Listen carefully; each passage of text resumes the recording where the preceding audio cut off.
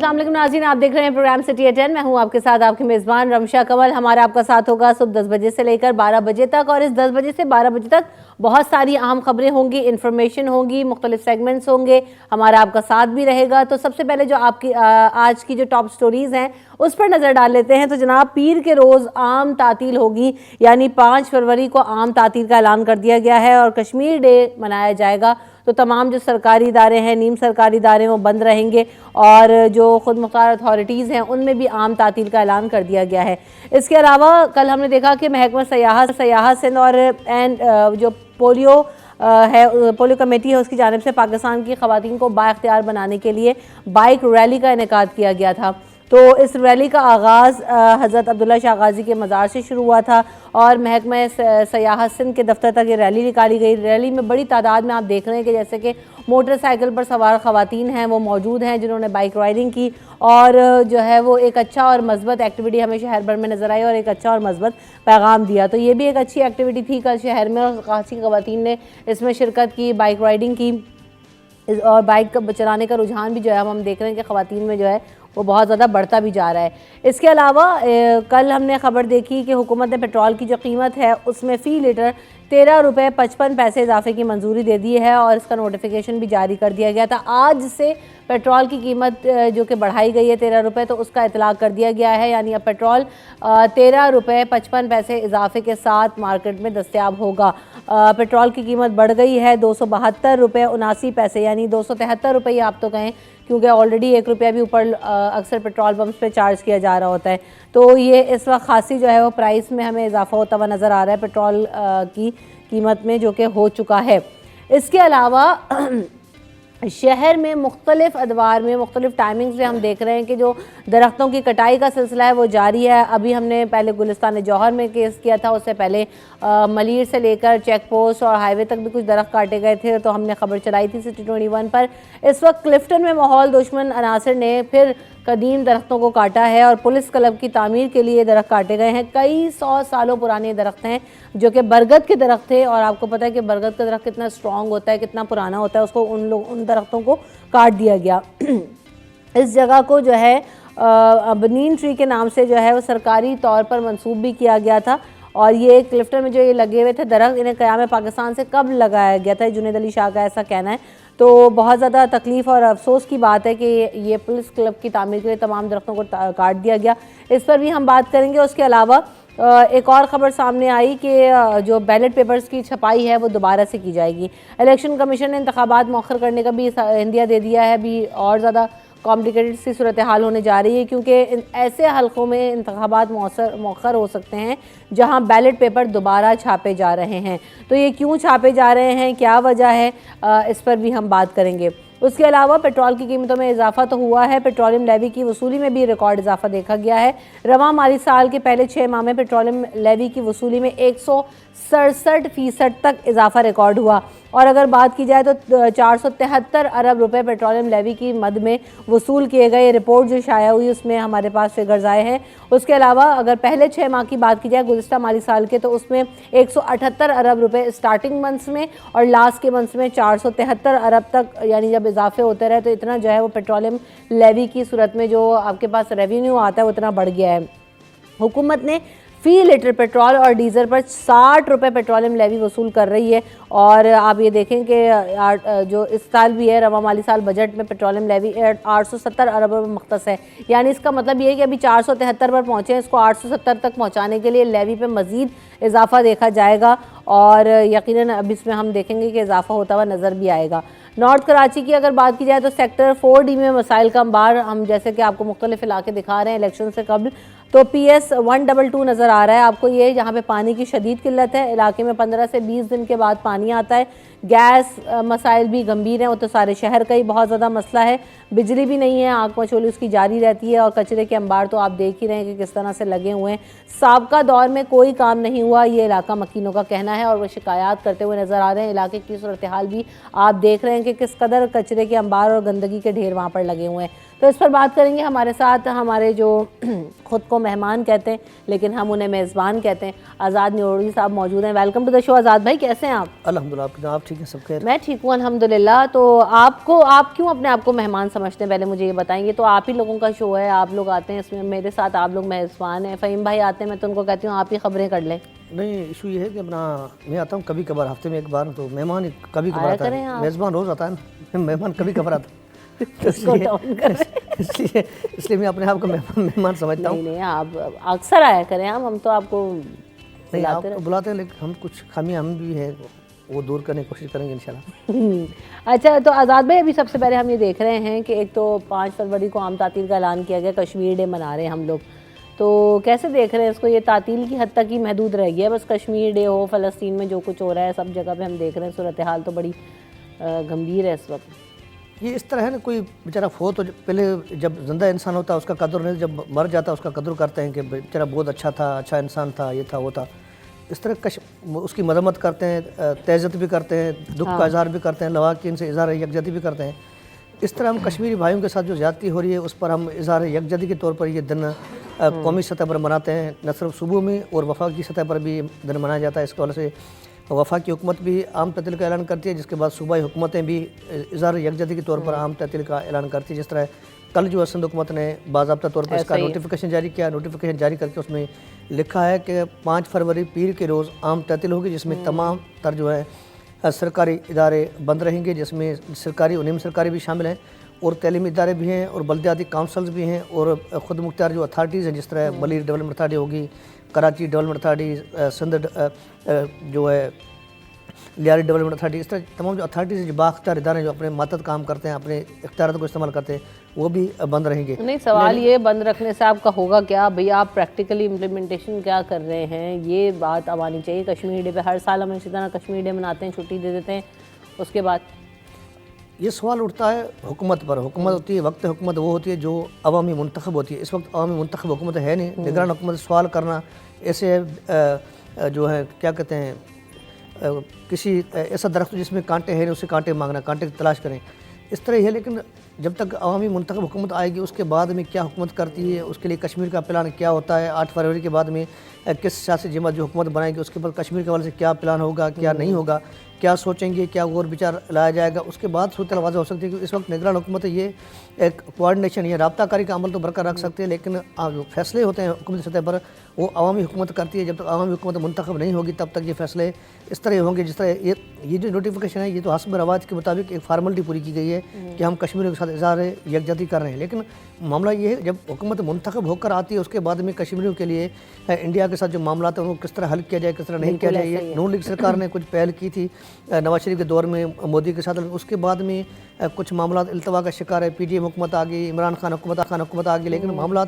वहाँ के वहाँ ही रह गए। हम इजहार यकजहती कर लेते हैं, लेकिन इजहार यकजहती की बजाय हम उस मामले को हल करने की तरफ गामजन नहीं है जो हल हो जाए, ताकि कश्मीर भाइयों के साथ मामला जुड़े हुए हैं, जो मुंसलिक उनसे हैं, उनकी जो परेशानी है, उनके साथ जो मसाइल हैं वो हल हो सके। बिल्कुल ऐसे। और अब इसको सीरियस लेना चाहिए। हर साल कश्मीर डे आता है, मना लेते हैं, छुट्टी हो जाती है, लेकिन अब मकसद ये होना चाहिए कि ये जो हर फोरम पर, हर सतह पर कश्मीरी भाइयों का साथ देने की बात होनी चाहिए, और कश्मीर के जो मसले का हल है उससे भी निकालना चाहिए। और अब टेबल टॉक के अलावा तो कोई और चांस है ही नहीं मुल्क में और दुनिया में। सूरत हाल देख रहे हैं तो the only option is to table talk.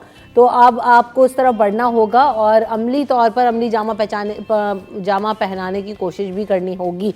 बहरहाल एक और ख़बर हमारे सामने आई आज़ाद भाई, वो ये कि जो क्लिफ्टन है उसमें दरख्त काट दिए गए, और ये इतने पुराने दरख्त थे कि क़याम पाकिस्तान के वक्त दरख्त लगाए गए थे, और इस जगह को बनीन ट्री के नाम से भी मंसूब किया गया था सरकारी सतह पर। तो ये कैसे काट दिए जाते हैं रातों रात दरख्त, और ये कौन हुक्मनामे जारी कर देता है, कौन परमिशन दे देता है इन लोगों को? बड़ी अफसोस की बात यह है कि हम कहते हैं जिसने लाहौर देखा नहीं वो जमया नहीं, जिसने कराची देखा नहीं वो मरिया नहीं। मतलब कराची को इतना बड़ा शहर है, इंटरनेशनल शहर, इसकी हैसियत है, इसकी अहमियत है, इसकी हिफाजत है, इसको उजागर करने की ज़रूरत है, लेकिन कहते हैं कराची देखे नहीं मरिया ही नहीं। मतलब कराची से मरने के लिए थोड़ी है, कराची पूरे मुल्क को पालता है। लेकिन सूरत हाल ये है, कराची में ख़ासतौर पर ये पौधे लगाने, पौधे काटने का मामला आज से नहीं चल रहा है, ये परवेज़ मुशर्रफ के दौर से चलता हुआ आ रहा है। ये शुरुआत कहाँ से हुई? किसी ज़माने में MA जिन्ना रोड पर आप देखते थे वो बाकायदा धुलता था, कराची की सड़कें पानी से धुलती थी, साफ़ होती थी, फिर खुशबू लगाई जाती थी, ख़ासतौर पर जो मुख्तलिफ खुशबू वाले पौधे हैं उनके जो फूल हैं वो निछावर की जाता था ताकि कराची के शहरियों को खुशबू आए। कराची खुशबू का शहर था, कराची रोशनियों का शहर था। आज बड़ी सूरत बड़ी मुश्किल से कहना पड़ता है कराची गंदगी का ढेर है, कराची जो है रोशनी के बदले अंधेरे का ढेर, अंधेरे का शिकार है। लेकिन सूरत हाल ये दरख्त काटने का मामला ये हुआ, अब कहना किसी की दिल आज़ारी हो जाएगी, नाराज़ हो जाएंगे। ये हुआ मुस्तफ़ा कमाल के दौर से। मुस्तफ़ा कमाल साहब के दौर में एम ए जिन्ना रोड से तमाम तरह जो दरख्त बड़े थे वो काटे गए, जिसके बाद में एम ए जिन्ना रोड बिल्कुल सुनसान हो गया। उसकी जो है ट्रैफिक का निज़ाम डामाडोल हो गया, वो सड़क बिल्कुल मफलूज बन गई, मतलब शहरियों के लिए परेशानी का आलम बन गई। लेकिन उसके बाद में कराची के पोश इलाकों में, कैंटोनमेंट के इलाके, शहरी इंतजामिया का मामला नहीं है। कैंटोनमेंट के इलाके में दरख्त काटना कुछ शहरी इंतजामिया KMC या DMC नहीं काटती, ये काटते हैं कैंटोनमेंट बोर्ड के हुकाम। उनकी तरफ कोई राह गामजन है नहीं, उनको उनसे पूछना चाहिए मेयर कराची से या बाला हुकाम से कि भाई अब दरख्त क्यों काट रहे हैं, इसकी वजह क्या है। क्योंकि पोश इलाकों में दरख्त जो हैं ख़ासतौर पर उनके इलाकों में जो माहौलियात के लिए पायदार साबित होते हैं, लेकिन हमारे पास दरख्त पायदार साबित होने के बजाय उनको नुकसान पहुंचा जा रहा है, काटे जा रहे हैं। काटने के बाद में इस वक्त जो ख़ास तौर पर सबसे बड़ा बजट जो हमारे पास महकमा जंगलात व जंगली हयात का है, ताकि हम माहौलियाती ज़िंदगी बेहतर बनाएं, उसमें पौधे लगाना इंतहाई अहम ज़रूरी है। हमारे पास ये होता है कि हमारे पास सबसे ज़्यादा जितना बजट जिसके पास इदारे के पास होता है वो करप्शन की नज़र हो जाता है, जिसमें पौधे लगाए जाते हैं, काटे जाते हैं, पौधे लगाए जाते हैं, काटे जाते हैं। इस वक्त ना सिर्फ यहाँ का मामला है, लेकिन हमारा एक इदारा है कानून साज सिंध असेंबली। अब अगर सिंध असेंबली देखेंगे, किसी ज़माने में मुजफ्फर हुसैन शाह स्पीकर थे, उसके दौर में वहाँ पर बड़े खूबसूरत पौधे लगाए गए थे, उनकी निगहबानी की जाती थी। लेकिन आज वहाँ पर भी दरख्त काट कर नए पौधे लगाए जा रहे हैं, आजकल आर्टिफिशियल पौधे लगाए जा रहे हैं ताकि सिर्फ खूबसूरती नजर आए। हमारा मामला खूबसूरती का नहीं, हमारा मामला ये है कि इन्वायरमेंट को कैसे काबू पाया जाए, किस तरह उसको बेहतर समझा जाए, किस तरह उसको बेहतर बनाया जाए। लेकिन हमारे पास ये होता है कि हमारे जो मुतल्लिक़ इदारे हैं वो अपनी ज़िम्मेदारी पूरी नहीं करते हैं, जिसके बाद दीगर इदारे उनको मुदाखलत करके मामला ख़राब करते हैं। मामला ख़राब करने के बाद में नुकसान किसका होता है, हम सब शहरियों का होता है, जो कराची बसने वाले जितने भी हैं उनका होता है। इन्वायरमेंट मामला हर शहरी का मामला है, किसी एक का नहीं है। कि इन्वायरमेंट चेंजेस कितने ज़्यादा हो गए हैं, वैसे ही जो है ना, और ये तो पहले ही कहा जा रहा है कि आप दरख्तों को प्रोटेक्ट करें, कोई पौधा नहीं आप उखाड़ रहे हैं, कोई फूल नहीं आप तोड़ रहे हैं, आप साल पुराने जो दरख्त हैं जो कि लगे हुए, एक दरख्त को लगाने के लिए बरसों चाहिए, और ये तो क़याम पाकिस्तान के वक्त के दरख्त हैं। वैसे अगर एक आप एवरेज दरख्त की बात करें तो उसको दरख्त बनने में 10 से 15 साल लगते हैं, एक अच्छा मजबूत, जो कि हम सड़कों पर दरख्त लगा हुआ देख रहे होते हैं और आप काट देते हैं। लेकिन मिराज अख्तर साहब को भी शो में वेलकम करते हैं। अस्सलाम वालेकुम मिराज भाई, कैसे हैं आप? मैं ठीक हूँ, बिल्कुल। कैसे गुजर रहे हैं आपके दिन और अहवाल? दिन और अहवाल रूटीन वाले गुजर रहे हैं, बिल्कुल ज़बरदस्त। रूटीन चलता रहना चाहिए, सुबह से लेकर रात तक खबरों की तलाश, ऐसा ही है। अच्छा, अभी खबरों की तलाश में एक चीज़ ये कि ये जो खबर है इसका बैकग्राउंड ये भी है कि जो हमने पहले भी डिस्कस किया था इसको, कि जौहर में भी जो दरख्त काटे गए, इससे पहले भी दरख्त काटे गए, ये जो लकड़ी है, अब ये बरगद के दरख्त की लकड़ी कटी होगी, रातों रात ये सड़कों से गायब है। तो ये कोई पूछने वाला नहीं है कौन नोटिस दे रहा है, कौन जो है वो इसकी परमिशन दे रहा है, और क्यों ऐसा हो रहा है। पूरे शहर में ही अगर आप दरख्त काट देंगे तो शहर तो पहले ही जो है वो कंक्रीट का जंगल बन चुका है। तो और इससे पहले भी मैं ये चीज़ डिस्कस कर चुकी हूँ कि दुनिया भर में जब ये पुलिस क्लब बनाना था, दुनिया भर में कंस्ट्रक्शंस होती है तो ज़्यादातर ख्याल ये रखा जाता है कि जितने दरख्त प्रिजर्व किए जा सकें उनको करें, कुछ ना कुछ ऐसा मॉडिफाई करें। अगर कोई क्लब ही बन रहा है तो उसमें दरख्त भी शामिल कर लिए जाते, क्या बुरा होता। मलेशिया में मैंने इतनी बड़ी बड़ी हाई राइज बिल्डिंग्स देखी, लेकिन अगर उनका इतना पुराना बड़ा सा दरख्त था, मोटा सा, तो उन्होंने बिल्डिंग का डिज़ाइन ही ऐसे किया कि वो दरख्त नहीं उखाड़ा उन्होंने, बिल्कुल ऐसा है। उन्होंने उसको उसी तरह से रखा और पूरी बिल्डिंग डिज़ाइन कर दी। इस तरह मरी में है ना, मरी जाकर देखें क्या है, वहाँ दरख्त लग गया, बिल्डिंग बनी है, दरख्त दीवार के अंदर से निकल रहा है। लेकिन मसला बिल्कुल मसला ये है कि हमारे पास, मैं बार बार कहता हूँ कि हमारे पास एक इदारा है महकमा बल्दियात के साथ महकमा टाउन प्लानिंग।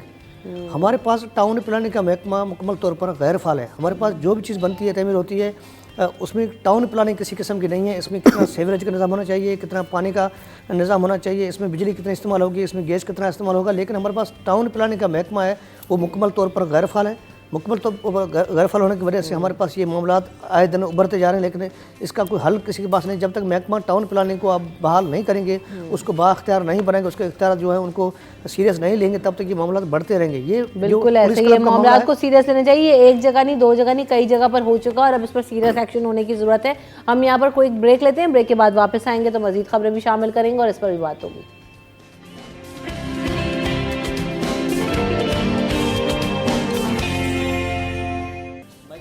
सिटी एट 10 में आपको एक बार फिर कहेंगे खुश आमदीद। तो जनाब मिराज अख्तर साहब, हम बात करते हैं दरख्तों की कटाई के हवाले से, तो ये बड़ा सीरियस मामला है और उसको अब सीरियस लेना चाहिए, बहुत ज़्यादा हो रहा है जगह जगह। संजीदगी का मुजाहरा देखिए हुकूमत को करना चाहिए। जो बल्दियाती इदारे हैं, जो हुकूमत है, जिनके रट है, वही लोग ये काम कर सकते हैं। इसमें हमने कुछ साल पहले ये भी देखा कि कुछ एडवर्टाइजमेंट से जो ताल्लुक़ रखने वाले लोग थे, उन्होंने जो है इस तरह के दरख्त कटवाए थे मुख्तलिफ शाहराहों से, ग्रीन बेल्ट्स पर जो लगे हुए थे, बड़े पुराने दरख्त थे, 20-20 साल, 30-30 साल, 40-40 साल पुराने। अब जब ये वाक़यात बढ़े तो उसके बाद हमने ये भी देखा कि पुलिस ने बाकायदा मुकदमे दर्ज किए, क्योंकि दरख्त काटना एक ताज़ीरात पाकिस्तान के तहत जुर्म भी है और इसकी एक FIR बनती है, और जो जिस थाने के वजूद में दरख्त होता है उसकी भी जिम्मेदारी बनती है कि वो मुकदमा दर्ज करे। लेकिन मुकदमा दर्ज कौन काटेगा, तो पुलिस क्लब बनने जा रहा है। अब मुकदमा दर्ज करवाने की जो जिम्मेदारी है वो उस डिपार्टमेंट की है जिस डिपार्टमेंट के अंडर में ग्रीन बेल्ट्स हैं, यानी कि बल्दियात। अच्छा, अगर वो बल्दियात वाले उनको एप्लीकेशन देते हैं और मुद्दई बनने के लिए तैयार होते हैं तो पुलिस फ़ौरन जो है FIR भी करती है। लेकिन ये जो गुलिस्तान जौहर वाला और इसके अलावा मलीर कैंट साइड पे भी हमने देखा, शार फैसल पे भी देखा है, मिजरा रोड पे भी देखा, क्लिफ्टन में भी देखा, अब जो दरख्त कट रहे हैं वो उसमें एक तो एक आ जा रहा है कि जो तरक्याती काम हो रहे हैं उसकी वजह से, या कोई नई बस का रूट बनाया जा रहा है तो उसकी वजह से काटे जा रहे हैं, तो उसकी वजूहत बहुत सारी है, लेकिन उसकी जिम्मेदारी लेने के लिए कोई भी तैयार नहीं है। तो बहरहाल ये दरख्त काटना एक जुर्म है, और सीधी सी बात है कि हमारे कराची का जो मौसम है और हमारे कराची के जो हालात हैं, कंक्रीट का जंगल बना हुआ है और मुसलसल बनता जा रहा है। जाहिर सी बात है, आबादी और पॉपुलेशन बढ़ती जाएगी तो ये चीज़ें तो होंगी, लेकिन साथ साथ में हमें इस चीज़ का ज़रूर ख्याल रखना चाहिए कि दरख्त को काटने के बजाय दरख्त लगाने पर जोर दें। और इसके अलावा अगर हाई राइज बिल्डिंगें बन रही हैं और बड़ी बिल्डिंगें जो भी बन रही हैं उसमें भी बायलॉज हैं कि वो अपने रूफ गार्डनिंग करेंगे, जो कि माहौल के लिए बहुत ज़रूरी है। तो इस पर भी अमल दरामद की बहुत शदीद ज़रूरत है इस वक्त। बिल्कुल ऐसा ही है। एक तरफ तो कराची में ब्यूटिफिकेशन की बात हो रही है और मज़ीद जो है वो गुल बूटे लगाने की बात हो रही है, दूसरी तरफ जो ऑलरेडी दरख्त इतने बड़े बड़े मौजूद हैं जिनको आप प्रिजर्व कर सकते हैं, रख सकते हैं, वो एनवायरनमेंट फ्रेंडली भी हैं, आप उनको काट रहे हैं। तो ये चीज़ समझ नहीं आ रही कि बिल्कुल दो अलग अलग रुख पे जो है ना वो जो है वो गाड़ी हमारी चल रही है। बहरहाल आगे बढ़ते हैं। उसके अलावा अगर हम बात करें तो जनाब नॉर्थ कराची के सेक्टर, आप ये फुटेजेस में भी हमने देखा कि इस कदर कचरा है, गंदगी के ढेर लगे हुए।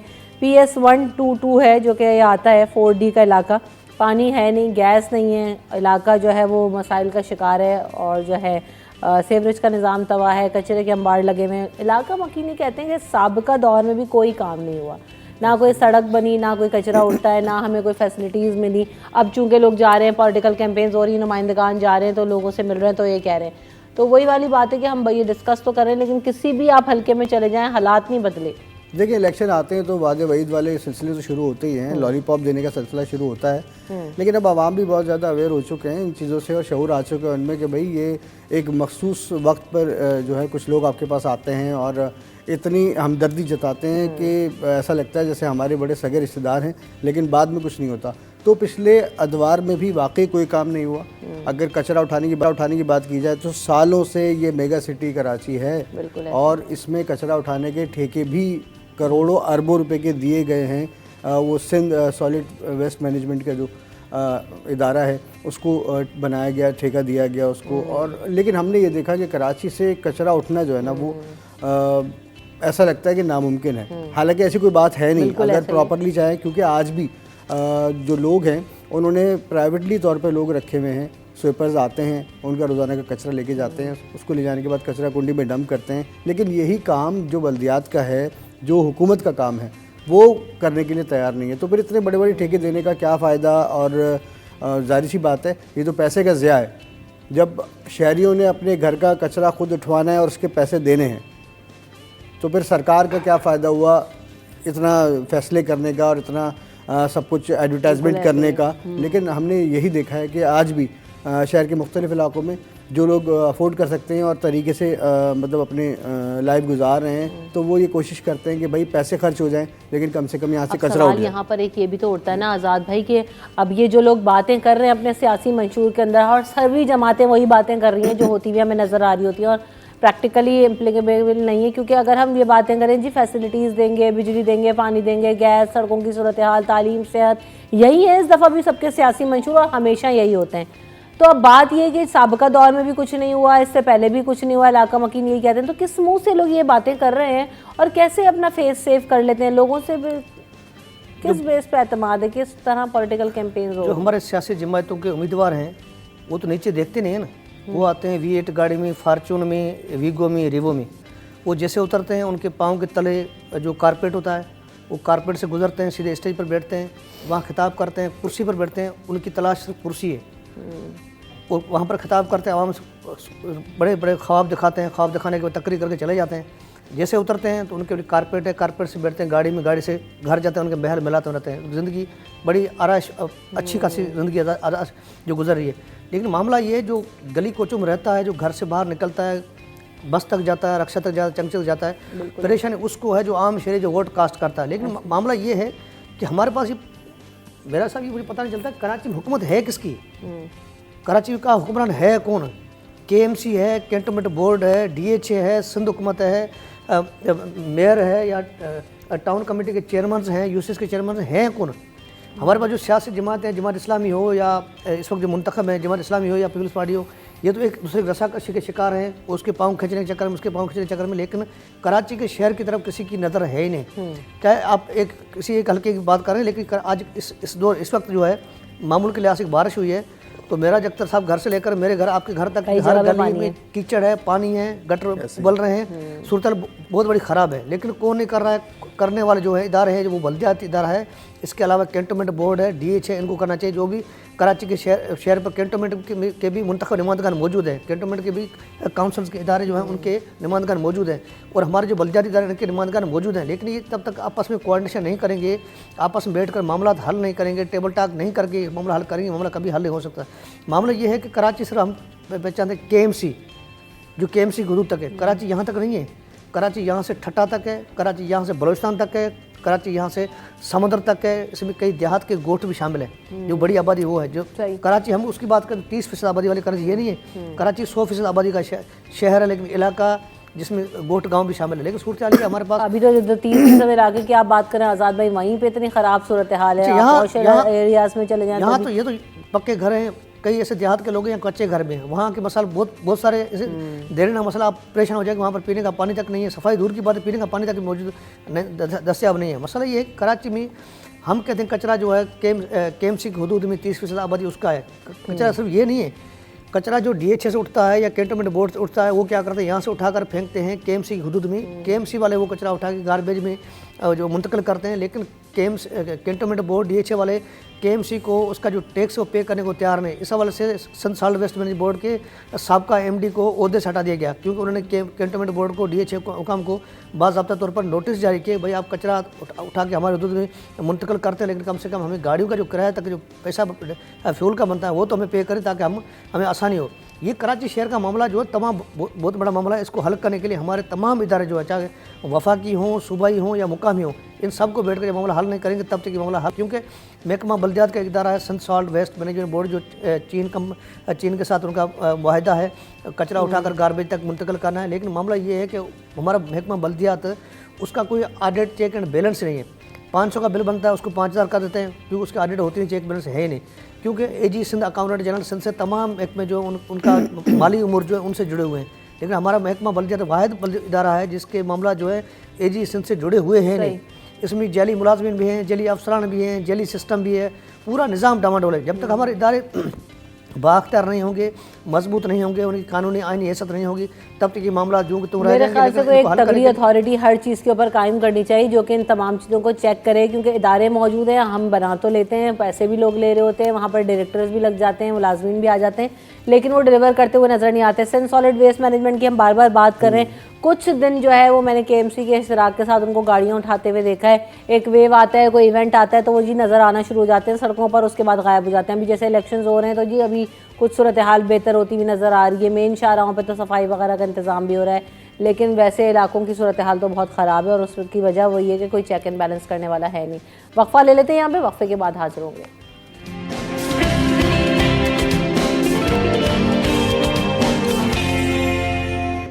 Welcome back in city at 10। खबर ये भी है कि बैलेट पेपर्स की दोबारा छपाई होगी। इलेक्शन कमीशन ने इंतखाबात को मौखर करने का इंदिया दे दिया है। ऐसे हलकों में इंतखाबात मौखर हो सकते हैं जहां पर बैलेट पेपर्स को दोबारा छापना है। खुसूसी सिक्योरिटी कागज़ नहीं मिला तो इंतखाबात मौखर करने के अलावा कोई चारा नहीं होगा। तर्जुमान की तरफ से ये बयान जारी किया गया है और मौजूदा छपाई का अमल मुकम्मल होने के बाद ऐसे बैलेट पेपर्स दोबारा छापे जाएंगे। छपाई कागज़ और वक्त की दस्तयाबी के साथ प्रिंटिंग प्रेसेस की इस्तात पर मुनहसर होगा। और सिक्योरिटी जो खुसूसी सिक्योरिटी कागज़ है उसकी दस्तयाबी और बर वक्त छपाई एक इस वक्त बड़ा चैलेंज बन गया है। तो ये जो बात है कि ये क्या पता नहीं था और इलेक्शन की डेट तो बहुत अरसे से अनाउंस हुई है, तो क्यों डिले नज़र आ रहा है हमें चीज़ों में? अचानक ये सूरत सामने आई है क्योंकि अब तकरीबन कुछ दिनों से आवाम समेत तमाम लोग इस नतीजे पर पहुंच चुके थे कि बिल्कुल ये इलेक्शन हो रहे हैं। लेकिन कल जो इलेक्शन कमीशन की जानिब से ये प्रेस रिलीज जारी हुई है और इसमें जो कागज़ का जिक्र किया गया है और एक अंदिया दिया गया इनकी जानिब से कि ऐसा हो भी सकता है कि ये मुलतवी की जानिब चले जाए। अच्छा, बैलेट पेपर का जबकि कागज़ भी जो है ना उसका साइज़ भी छोटा किया गया, तो उससे जो उसकी जो कागज़ की यानी क्वांटिटी है वो भी कम हुई। 2400 टन लगा था, इस दफ़ा 2170 टन रह गई है। उसके बावजूद कह रहे हैं असल में देखिए, एक बात तो ये बात समझ में नहीं आती कि एक चीज़ अगर प्लान में शामिल होती है तो उस प्लान के हिसाब से ही उसी मिकदार में उसी तादाद में मंगवाई जाती है ताकि काम जो है वो प्रॉपर चल सके। अब इतना जबकि वक्त करीब आ गया है, तकरीबन एक हफ्ता है इलेक्शन में, ठीक है ना, तो ऐसे वक्त में इलेक्शन कमीशन का इस तरह की प्रेस रिलीज जारी करना जो है एक बिल्कुल अजीब सा लगता भी है क्योंकि पेपर वाला मसला जो है वो आखिरी हफ्ते में, आखिरी दिनों में सामने आना, तो ये बड़ी अजीब सी बात है। लेकिन इससे हुआ ये है कि एक सियासी फ़िज़ा और एक इलेक्शन की फ़िज़ा बन गई थी अब शहर में। हमने पिछले हफ्ते में देखा, क्योंकि इससे पहले हम यही बात कर रहे थे कि बिल्कुल पता ही नहीं चल रहा कि इलेक्शन हो रहे हैं, समझ ही नहीं आ रहा था शहर में। लेकिन फिर हमने देखा कि एक्टिविटीज़ शुरू हुई, जल्द से जुलूस शुरू हो गए, रैलियाँ शुरू हो गई, एक फ़िज़ा बन गई थी। अब उस फ़िज़ा में जब लोगों को यकीन हो चला था कि जी बिल्कुल अब 100% है, अब तो इलेक्शन होने, तो उसमें ये कल जो प्रेस रिलीज जारी की गई है इनकी जानिब से, तो उसमें अब फिर एक इबाम पैदा हो गया लोगों में और लोग फिर से एक बार यही चहमगोइयाँ करते हुए नज़र आ रहे हैं हमें कि भाई इलेक्शन होंगे या नहीं होंगे। बहरहाल तैयारियां तो सबकी जारी हैं, लेकिन ये जो इलेक्शन कमीशन की जानिब से एतराज़ उठाया गया है कि उनको कागज़ की कमी का सामना है, तो हुकूमत को चाहिए, मौजूदा हुकूमत को, निगरान सेटअप को, जो कि बहुत बेहतरीन काम कर रहा है। निगरान सेटअप आपने देखा कि 3 से 4 माह के दौरान में उन्होंने बहुत अच्छे काम किए हैं हर डिपार्टमेंट में।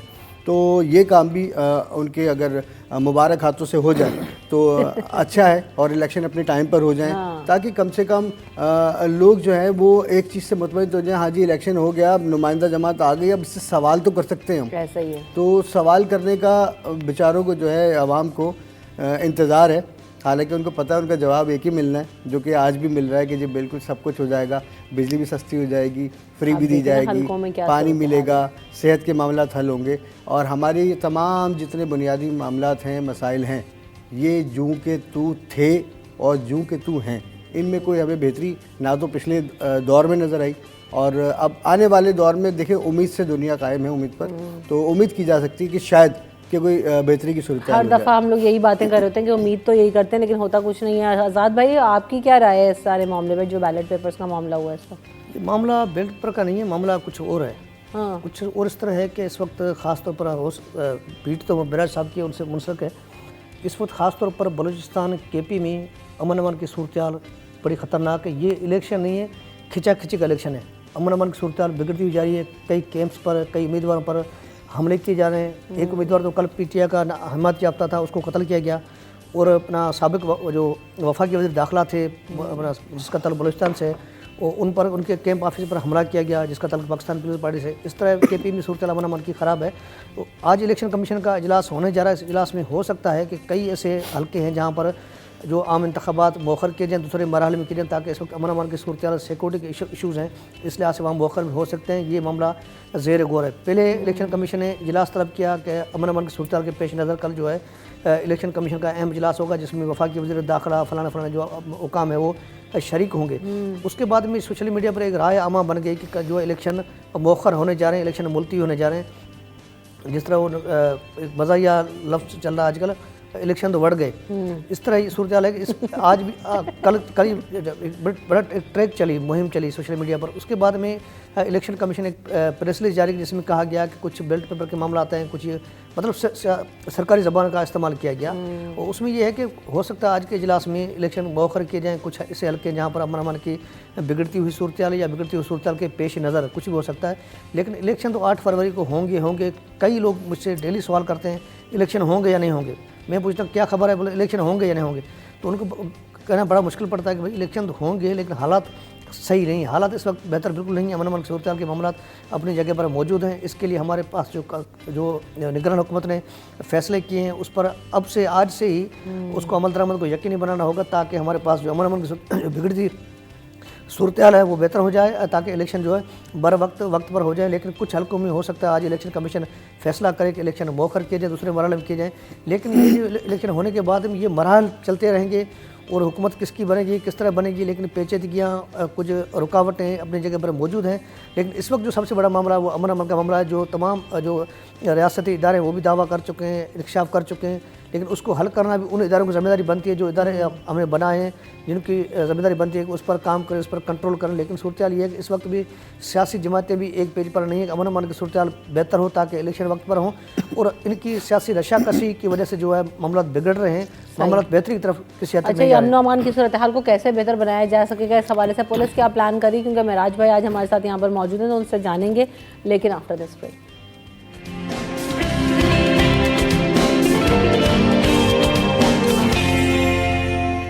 Welcome back in city at 10। तो जनाब, जाने से पहले हम बात करते हैं कि इलेक्शन में जो अमन अमान की सूरत हाल है उसको कैसे बेहतर बनाया जाने के लिए प्लान हो रहा है।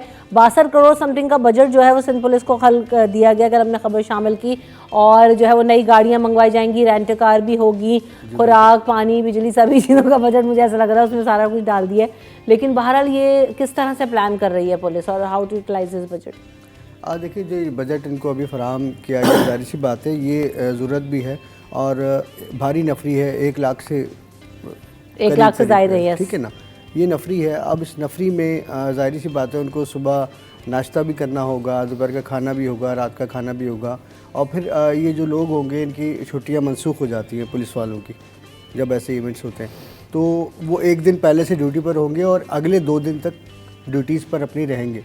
तो उसके लिए बजट उनको फराहम किया गया और जाहिर सी बात है और ये किया जाना भी मुनासिब था, ऐसा नहीं है, क्योंकि नफरी इतनी है कि ये बजट और जो दीगर लवाजमात हैं इलेक्शन के, उसमें पेट्रोलिंग भी है, उसमें फ्यूलिंग भी है, उसमें मेंटेनेंस भी है, उसमें गाड़ियों की कमी का सामना भी है। अगर लास्ट टाइम आपको याद होगा 3 दिन पहले हमने बात की थी कि सिंध पुलिस की तकरीबन 550 गाड़ियाँ नाकारा होकर खड़ी हुई हैं, तो अब वो गाड़ियों का भी इशू है, बहुत सारी चीज़ें हैं। बहरहाल अब वो बजट कितना इस्तेमाल होता है इन कामों में और कितने गाड़ियों में इस्तेमाल होता है और कितना जो है खानों में इस्तेमाल होता है, ये देखा जाएगा। लेकिन बहरहाल ये बजट तो दिया गया है। अच्छा, दूसरी बात यह है कि हमारी पुलिस से मुसलसल हम राब्ते में हैं, कराची के हवाले से तो ख़ास तौर पर हैं, तो उसमें यही बताया जा रहा है कि जो पोलिंग स्टेशन और पोलिंग बूथ वगैरह जो बनाए गए हैं वो तकरीबन 90% तो हसास और इंतहाई हसास है। मतलब कोई भी आप समझ लें 10% में या 5% में नॉर्मल कहना जो है वो नॉर्मल नहीं होता। तो हमारी कल भी बात हुई, डीआईजी ईस्ट जोन से भी हमारी बात हुई, तो ईस्ट जोन में भी और वेस्ट जोन में भी और साउथ जोन में भी तमाम में सूरत हाल यही है कि वहाँ पर इंतहाई हसास और हसास पोलिंग स्टेशन है, उनकी तादाद ज़्यादा है, नॉर्मल की कम है। तो उसके लिए भी एक खौफ की फ़िज़ा भी है, क्योंकि पुलिस अपना काम तो कर रही है, फिर उसको पुलिस को नफरी की कमी का सामना था, उसमें उन्होंने ट्रैफिक पुलिस के जो एहलकार थे उनको भी अपने साथ मिलाया, वो सिक्योरिटी ड्यूटी देंगे, ठीक है। इसके अलावा जो दफ्तरी उमूर में काम करने वाले लोग थे, आईटी सेक्शन में काम करने वाले लोग थे, उनको भी उन्होंने, और पोलियो वर्कर्स तक में काम करने वाले लोगों को जो है उन्होंने हायर किया अपने लिए कि इस नफरी की कमी को पूरा किया जाए, क्योंकि इलेक्शन जाहिर सी बात है एक बहुत बड़ा दिन होगा और बड़े दिन में लाखों लोगों का एक साथ निकलना या मुख्तलिफ इलाकों में निकलना, उस वक्त सिक्योरिटी को देखना, ये सब चीज़ें एक पुलिस के लिए बहुत बड़ा चैलेंज है। अभी जिस तरह से सूरत हाल पैदा हो गई है पाकिस्तान भर में, ना सिर्फ कराची में हम देख रहे हैं, बल्कि जैसे भी आज़ाद भाई हम लोग ब्रेक में भी बात कर रहे थे कि किस कदर क्योस हो गई है बलूचिस्तान। अगर सूरत हाल पर नज़र डालें, ये वर्कर्स को कत्ल किया जा रहा है, एक दूसरे से मारा मारी हो रही है, झगड़े हो रहे हैं, तो ऐसे में तो यकीनन पुलिस का एक बहुत अहम रोल होगा इस वक्त। अच्छा, दूसरी खबर एक और ये भी आज कि 13 रुपये पेट्रोल की कीमत में इजाफा हो गया है और जो पेट्रोल की कीमत है वो तकरीबन 273 पे पहुंच गई है, और अभी हम देखेंगे कि आने वाले दिनों में शायद मज़ीद इजाफा होता हुआ नज़र आए हमें।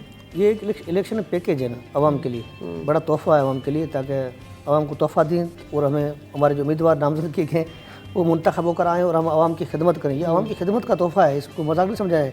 आवाम इसमें परेशान है, कभी भी नहीं हो कि पेट्रोल 13 बढ़ गया है, ये तो एक मामूल का हिस्सा है जो ज़िंदगी का हिस्सा बन चुका है। ये हुकूमत का तोहफ़ा जो है मिलता हुआ आ रहा है, चाहे इमरान खान सरकार हो, PTM सरकार हो, या उसके बाद में अब इस वक्त जो निगरान सरकार हो। निगरान सरकार ने थोड़ी कुछ कमी की, लेकिन जाते जाते हुए आखिरी दिनों में ऐसा झटका दे दिया। जैसे मामूली कराची में बारिश हुई ना, इस तरह एक तोहफा दिया है, मामूली बारिश है, मौसम मौसम जिस तरह खुशगवार होगा, इस तरह आम जो ज़िंदगी वो भी खुशगवार हो। मामला ये है कि मौसम कहाँ खुशगवार हुआ, गर्मी की शिद्दत में इजाफा होता हुआ नजर आ नहीं, रहा है। बारिश इस तरह हुई है ये कराची। पेट्रोल का जो तोहफा है ये भी जो है आवाम का हुई है, टेम्परामेंट हाई कर रहा है। बारिश इतनी खूबसूरत, कराची गलियां धो गई है, पानी से बिल्कुल साफ होगी। कहाँ गंदगी कहाँ है, किसने का कचरा है? हाँ, ये ये तो बात हम तो टीवी पर देखते हैं, कचरे का ढेर लगे। ये बिल्कुल शहर साफ हो गया, हमारा शहर रोशनी का शहर था, लेकिन इस वक्त बारिश के बाद बिल्कुल किसी सियासी उम्मीदवार की तरह लग रहे हैं आज आप। नहीं नहीं, बातें करते हैं आजाद भाई। मैं खुद धुली हुई सड़क से गुजरता हुआ आ रहा हूँ, इसलिए मुझे ऐसा लगा। पूरी जो है इसमें जो निगरान सेटअप का दौर था, इसमें हमने मुसलसल देखा पेट्रोल की प्राइस नीचे ही आए थे, और अब जाते जाते वाकई ऐसा लग रहा है कि तोहफा दिए जा रहे हैं। और एक बात और भी है कि इलेक्शन में ना पेट्रोल और फ्यूल का अखराजात जो हैं वो ज़्यादा होंगे, इस्तेमाल इनका ज़्यादा होगा। सही। तो या तो शायद बिजनेस के हवाले से ये सोचा गया हो कि भाई फ्यूल जब ज़्यादा इस्तेमाल होगा तो फिर जाहिर सी बात है उसकी प्राइस भी बढ़ा देनी चाहिए। लेकिन सुना यही है कि मसनूई तौर पर जो है इस प्राइजेस को जो है वो कंट्रोल किया गया था, और अब आने वाले जो अगला जो 15 दिन है उसमें भी इम्कान ये ज़ाहिर किया जा रहा है हल्कों की जानिब से कि फ्यूल की प्राइसेस जो है वो मज़ीद बढ़ेंगी, और जाहिर सी बात है अब शहरी इसकी भी तैयारी कर लें। अभी देखें ना, पेट्रोलियम लेवी की भी वसूली में रिकॉर्ड इजाफा देखा गया है। 60 रुपये तो वसूल किए जा रहे हैं, लेकिन अगर जो हदफ है 870 अरब रुपए रवा माली साल के बजट में रखे गए हैं तो पूरा करना पड़ा। अभी 470 क्या फिगर था, 473 जो है वो फिगर है, 473 अरब रुपए भी वसूल किए गए। यानी अभी इससे डबल हदफ है जो वसूल करना है। तो ये लेवी के सरचार्ज जो लगेगा, ये सब हमें पेट्रोल की मद में ही हमें अदा करना होता है ना, लेवी चार्जेस वगैरह।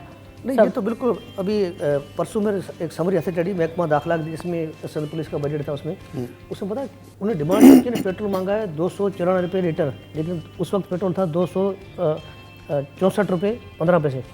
लेकिन जब मैंने महकमा दाखिला से पता किया, भाई आपने जो उसमें लिखा है कि 294 रुपये लीटर हम सिंध पुलिस ने फरमाइश किया, आदि साहब ने, तो ये क्यों किया आपने? पेट्रोल तो 264 रुपये 15 पैसे लीटर है। तो उन्होंने कहा पेट्रोल आज की रात का कहा बढ़ भी सकता है और कम भी हो सकता है, इसका कोई, हमने इम्कानी तौर पर फिगर लगाया कम से कम 294 होना चाहिए, ताकि हम इससे बढ़ जाए तो भी हम इसको फेस कर सकें और कम हो तो उसको फेस कर सकें। ये मामूली बात है। बजट बनाने के लिए कहा होगा वो, इसलिए कि अगर फ्यूल प्राइसेस बढ़ जाती है तो जाहिर सी बात है वो फिर ऊपर नीचे हो जाता है, तो ये इसलिए उन्होंने रखा होगा। लेकिन फिर भी 62 करोड़ समथिंग जो है वो बहुत ज़्यादा है, और पेट्रोल बढ़ गया है तब भी इतना फ़र्क जो है खास नजर नहीं आ रहा। 294 और 264 हो गया। नहीं, अभी 273 हो गया ना, अब 73 हुआ है ना। अच्छा, इस लेवी से बढ़ के आगे चलते नहीं, उसमें 294 रुपये। अच्छा, बहुत अच्छा, लेकिन मजे की बात ये मेरे साहब, लेवी से आगे चलते हैं। पुलिस की बात आई तो पुलिस में उन्होंने सबसे ज़्यादा बजट रखा है खाने का। मैं तो ख़ास तौर पर भी इलेक्शन कवर करता रहा हूँ, लेकिन देखा ही जाता है कि जो खाना मिलता है पुलिस से जब बेचारों वालों को, वो तो होटल से भत्ता मांग के लेके जाते हैं। अच्छा, ये अभी कल अशरफ भाई भी हमारे साथ थे, अशरफ भाई भी सेम यही बात करते हैं कि उनका खाना नहीं आता। अच्छा, दूसरी बात ये जो गाड़ियों का मामला है, ये तो गाड़ियाँ पकड़ धकड़ करते हैं, गाड़ी लोगों से पकड़ के लेके आते हैं, गाड़ियाँ बंद कर देते हैं। वो होती है बजट कहाँ जाता है? 62 करोड़ जाएंगे कहाँ, किसके जेब में जाएंगे? नया आईजी साहब रफत साहब लेके जाएंगे या अभी महराज भाई खबर पता चलेगा लेके जाएंगे? देखिए पैसा जाएगा कहाँ? मैं ये तो नहीं कह सकता कि 62 करोड़ ही पूरे खर्च कर देंगे, उसमें भी भाव में जाहिर सी बात है। देखें हमारे यहाँ जो पहले भी ऐसा ही होता रहा है, बजट कौन से पूरे खर्च होते हैं, ठीक है। पुलिस हमेशा से जो है ना वो तनकीद का निशाना रहती है। अच्छा, मैं आपको एक चीज़ और बताऊं कि ये जो होटलों से भत्ते की सूरत में खाना या फ्री में खाना लेना, ये एक लिमिटेड मामला होता है जो कि रूटीन में तो चल जाता है। लेकिन जब कोई बड़ा इवेंट होता है फिर भी बात ही बढ़िया नहीं है। वही अब जैसे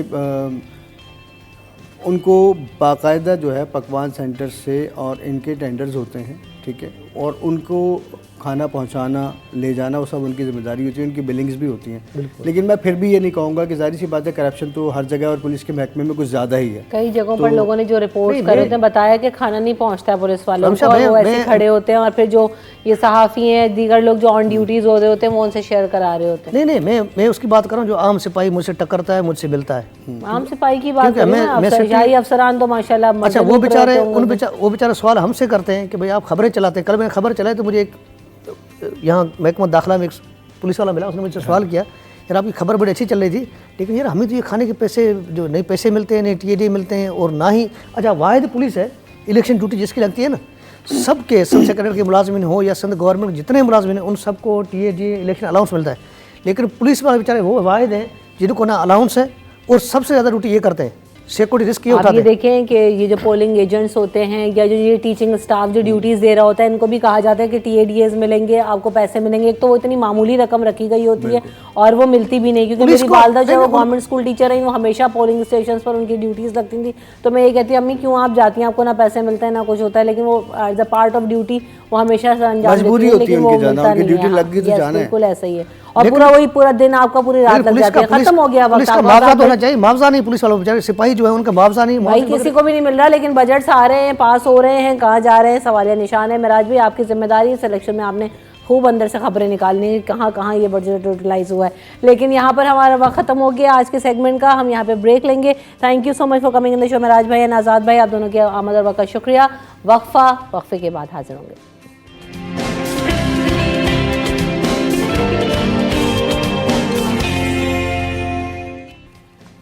welcome back in city at 10। तो जनाब, आप देख रहे हैं कि हम बात करेंगे कि वर्ल्ड हिजाब डे मनाया जाता है और बहुत एहतमाम के साथ मनाया जाता है। जैसे जैसे हम देख रहे हैं कि पहले जितना ज़्यादा रेजिस्टेंस नज़र आ रही थी, अब उतना ही ज़्यादा हिजाब मकबूल हो रहा है। लोग बहुत अच्छे से कैरी करते हैं, ना सिर्फ जो है अपने डेली रूटीन्स के अंदर। आप देखें कि लड़कियां जब यूनिवर्सिटीज़ जा रही होती हैं, पढ़ने जा रही होती हैं, तो हिजाब कैरी करती हैं। उसके अलावा अब डिफरेंट फंक्शंस में आप लोगों को देखें कि अच्छे तरीके से हिजाब लिया होता है उन्होंने, और बहुत ज़्यादा उसमें भी अब वैरायटी आ गई है, चीज़ें आ गई हैं। तो इसी पर बात करेंगे। हमारे साथ हमारी मेहमान मौजूद हैं, उनका वेलकम करते हैं शो में। सबा, आपका नाम है? परी वकास। परी वकास हमारे साथ मौजूद हैं। परी, कैसी हैं आप? सबसे पहले तो अस्सलाम वालेकुम। अस्सलाम वालेकुम। वालेकुम अस्सलाम। आप कैसी हैं? अल्हम्दुलिल्लाह बिल्कुल ठीक ठाक। यकीनन हिजाब की एक बहुत ज़्यादा अहमियत है और हमारे इस्लामी पर्सपेक्टिव में भी देखा जाए तो अल्लाह ताला ने यही हुक्म दिया कि अपने आप को ढाँप कर रखो, पहन ओढ़ कर रखें ख़वातीन के लिए। तो यकीनन तो अब बहुत ज़्यादा जो है वो रुझान बढ़ गया है, तो कैसा, आप अपने बारे में कुछ बताइए।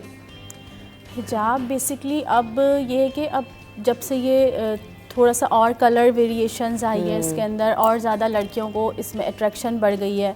पहले एक ब्लैक रंग का बाया जैसे हम पहनते थे वो एक चीज़ थी, लेकिन जब से जैसे जैसे न्यू डिज़ाइनर्स हिजाब्स को और प्रमोट कर रहे हैं, इस चीज़ को कलर वेरिएशंस इसमें डाल रहे हैं, इसमें और ज़्यादा जो नहीं भी करती थी ना वो इस तरफ आ गई हैं। क्योंकि एक लड़कियों को एक होता है, एक एज होती है कि यार हम इस एज में, लेकिन हम ऐसे हिजाब करके जाते हैं कोई हमें पसंद करे ना करे और पता नहीं हम ऑकवर्ड लग रहे हैं। यूनिवर्सिटी स्टूडेंट्स ज़्यादातर हैं जैसे, तो अब अबायों के अंदर भी हर कलर का अबाया आ गया, कोई कलर ऐसा नहीं है जो हम अबायों में नहीं ले रहे, और हर रंग खूबसूरत लग रहा है। तो लड़कियां जो नहीं भी करी थी ना वो हिजाब भी लड़कियों को देखते हुए कहती हैं यार हमें भी करना चाहिए, इट्स लुक क्यूट प्रिटी। और इसमें और ज़्यादा कलर की वजह से मैं समझती हूँ कि और ज़्यादा इसमें बहुत पॉपुलैरिटी आ गई है, लोग करने लग गए इसको। बिल्कुल ऐसा ही है, और बहुत ज़्यादा जो है वो कंफर्टेबल भी रहता है इंसान। आप देखें जिन लोगों ने बाहर मुस्तकिल ट्रैवल करना होता ऐसा ही है है। या यूनिवर्सिटी गोइंग है या जो जाते हैं, वो बहुत ज़्यादा कंफर्टेबल भी रहते हैं और बहुत अच्छा भी है कि कवर्ड अप आप रह के जाएँ, तो उनके लिए बहुत एक अच्छी चीज़ है कि वो उसको अप्लाई कर सकती हैं।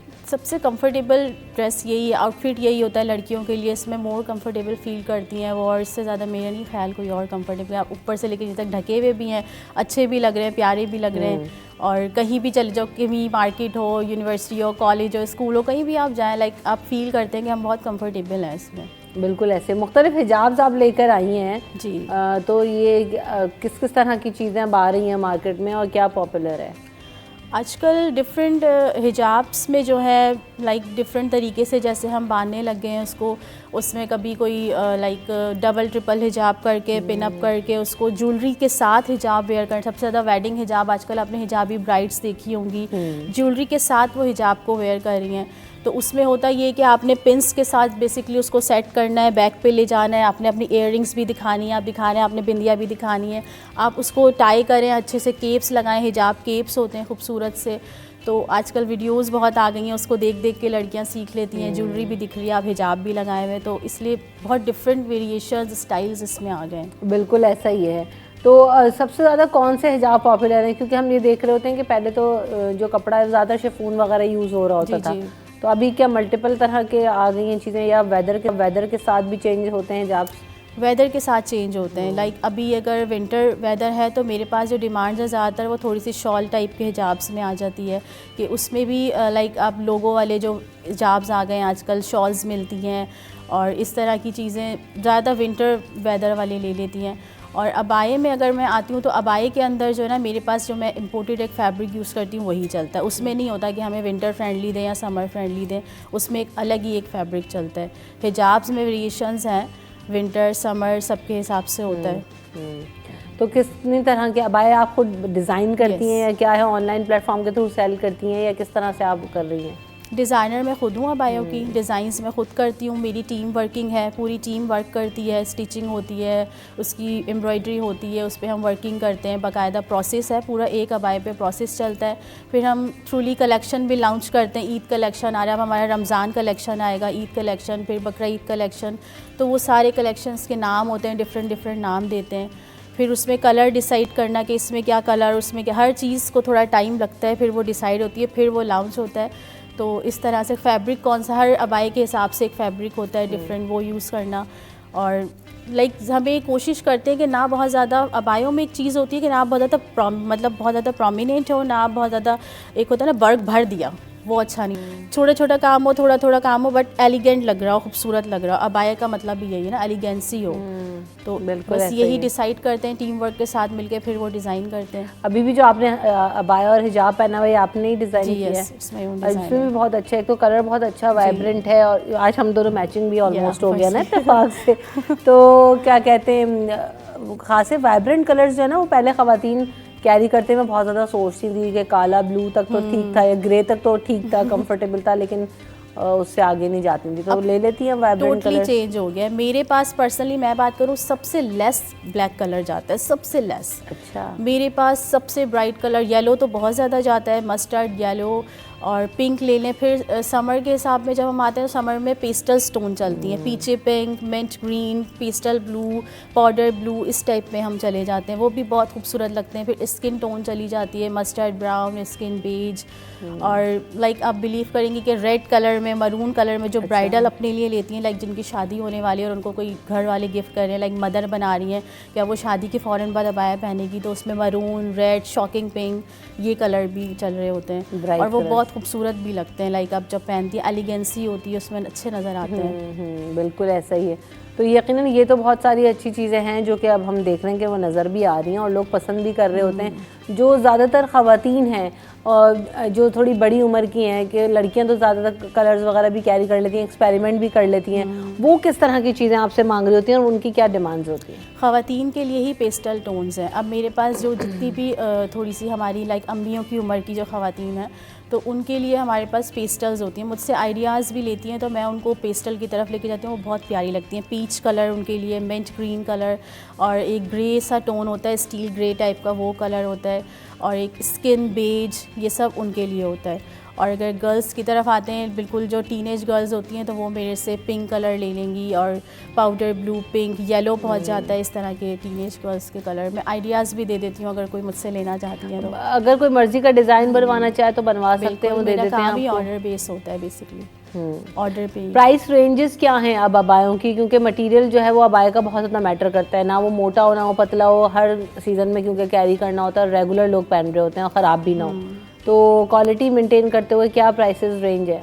बेसिकली जो अबायों का मटेरियल है ना, वो इतना ज़्यादा है कि मैं कहती हूँ शायद 100 के हिसाब से फैब्रिक हमें मिल रहा है। लाइक इतने फैब्रिक हैं, ये है वो है। लेकिन मैं अपनी बात करूँ तो मैं इंपोर्टेड फैब्रिक पे डील करती हूँ, मैं क्वालिटी पे कंप्रोमाइज़ बिल्कुल नहीं करती। मैं अपने कस्टमर को यही कहती हूँ कि आप ऑर्डर फिर प्लेस अभी ना करें, मेरी क्वालिटी इतनी है कि मैं क्वालिटी मेंटेन रखती हूँ। मैं आपको ये नहीं कर सकती आपका बजट देखते हुए लेस करके थोड़ा सा मैं क्वालिटी गिरा दूँ, नहीं। मैं उनको गाइड करती हूँ कि आप थोड़ा सा बजट बढ़ाएं, अच्छी चीज़ लें, लॉन्ग लास्टिंग चलेगी आपकी। यही चीज़ आप थोड़ा सा ज़्यादा पैसे लगा लेंगे, आपका टाइम ज़्यादा चलेगा, बहुत ज़्यादा दिन आप पहन सकेंगी, अच्छी लगेंगी। तो खैर कस्टमर इस तरह मान जाती है। और प्राइस रेंज जो है ना वो डिफरेंट होती है। लाइक मेरे अबाए भी अगर आप देखेंगी, हर अबाया एक अबाए से बहुत डिफरेंट, टोटल डिफरेंट होता है, तो प्राइस रेंज भी बिल्कुल total different. Starting from and till कहाँ तक आप एक अबाया ले सकते हैं? मैं अगर बिल्कुल प्लेन अबाया करूँ, जिस पे कुछ भी नहीं है, प्लेन स्ट्रेट गाउन है और स्टाइल दुपट्टा है, तो वो मेरा 5 से स्टार्ट होता है। सही। और कहाँ तक जाते हैं? लाइक एम्ब्रॉयडरी हुई है, फैंसी अबायाज हैं, तो लास्ट मैंने वेडिंग अबाया भी दिया है, तो वो 20+ तक गया था। वेडिंग डिटेल्स के हिसाब से दिया था उन्होंने, थोड़ा वर्क वगैरह करवाया था उसके ऊपर। अच्छा, उन्होंने क्या शादी में पहना था अबाया? उन्होंने शादी के बाद, मतलब वो न्यूली ब्राइड थी और वो हिजाबी थी, तो उनको अबाया ही पहनना था दावतों वगैरह में, तो उन्होंने कहा मेरा अबाया ही मेरा ड्रेस है। सही सही। तो उन्होंने बहुत खूबसूरत सा अबाया बनवाया था, कस्टमाइज़ करवाया था।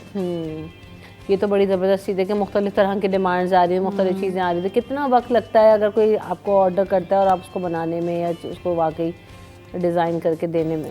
अच्छा, टाइम भी डिपेंड करता है आपके डिज़ाइन पे। अगर एक नॉर्मल सा डिज़ाइन है लाइक नॉर्मल सी एम्ब्रॉयडरी स्टिचिंग, तो मैं 10 to 12 डेज़ तो मेरे ऑर्डर में लगते हैं। लेकिन अगर बहुत हैवी लुक का डिज़ाइन है तो उसमें फिर हम 20+ डेज़ भी ले लेते हैं, ज़ाहिर टाइम लगता है, फिर हैंड वर्किंग है। तो आपको कैसे आइडिया आया, आप ये कैसे करें? ऑनलाइन करती हैं आप या जो है वो फिज़िकल स्टोर भी है? नहीं, मैं ऑनलाइन करती हूँ। लाइक मुझे तकरीबन 9 ईयर्स होने वाले हैं ऑनलाइन करते हुए। और आइडिया ऐसा है कि डिज़ाइनिंग का शौक़ था, पहले ड्रेस डिज़ाइनिंग करती थी, फिर ख़ुद भी अबाया पहनती थी। तो करते करते फिर सोचा कि क्यों ना इसको मैं अपने डिज़ाइनिंग अबायों की तरफ ले आऊँ, एक हिजाब की तरफ ले आऊँ। तो बस एक दिमाग में आइडिया आया, स्टार्टिंग ली और रिस्पांस बहुत अच्छा आया, तो कंटिन्यू रखा फिर इसको अल्हम्दुलिल्लाह। बिल्कुल ऐसे ही। तो ज़बरदस्त। ऑनलाइन रिस्पांस कैसा है? लोग हिचकिचाते तो नहीं है क्योंकि समझ में नहीं आ रहा होता ना बहुत सारे लोगों को, तो उनको कैसे सेटिस्फाई करती हैं? अल्हम्दुलिल्लाह बहुत अच्छा रिस्पांस है। और मतलब मैं कस्टमर्स के साथ जिस तरह उनसे बात करती हूँ, एक होता है ना आपकी वे ऑफ़ टॉकिंग कि आप कस्टमर को किस तरह अपनी तरफ एग्री कर सकते हैं, क्योंकि ऑनलाइन धोखे भी बहुत हैं, ये भी हमें बहुत सुनने को मिलता है कि फ़्रॉड बहुत हैं, और ये तो उस चीज़ को भी हैंडल करना पड़ता है। लेकिन जब आपकी आवाज़ कोई सुनता है ना और आपसे बात करता है तो उसको काफ़ी ट्रस्ट हो जाता है कि फिर रिव्यूज़ वगैरह हम बहुत शेयर करते हैं, अपने जो कस्टमर्स हैं वो रिव्यूज़ ज़रूर देते हैं, उससे बहुत फ़ायदा हो जाता है। सही, बिल्कुल ऐसा ही है। तो यकीनन हम अबाया पे तो बात करें, हिजाब पे भी बात करें। यहाँ पे ब्रेक लेंगे, ब्रेक के बाद हाजिर होंगे।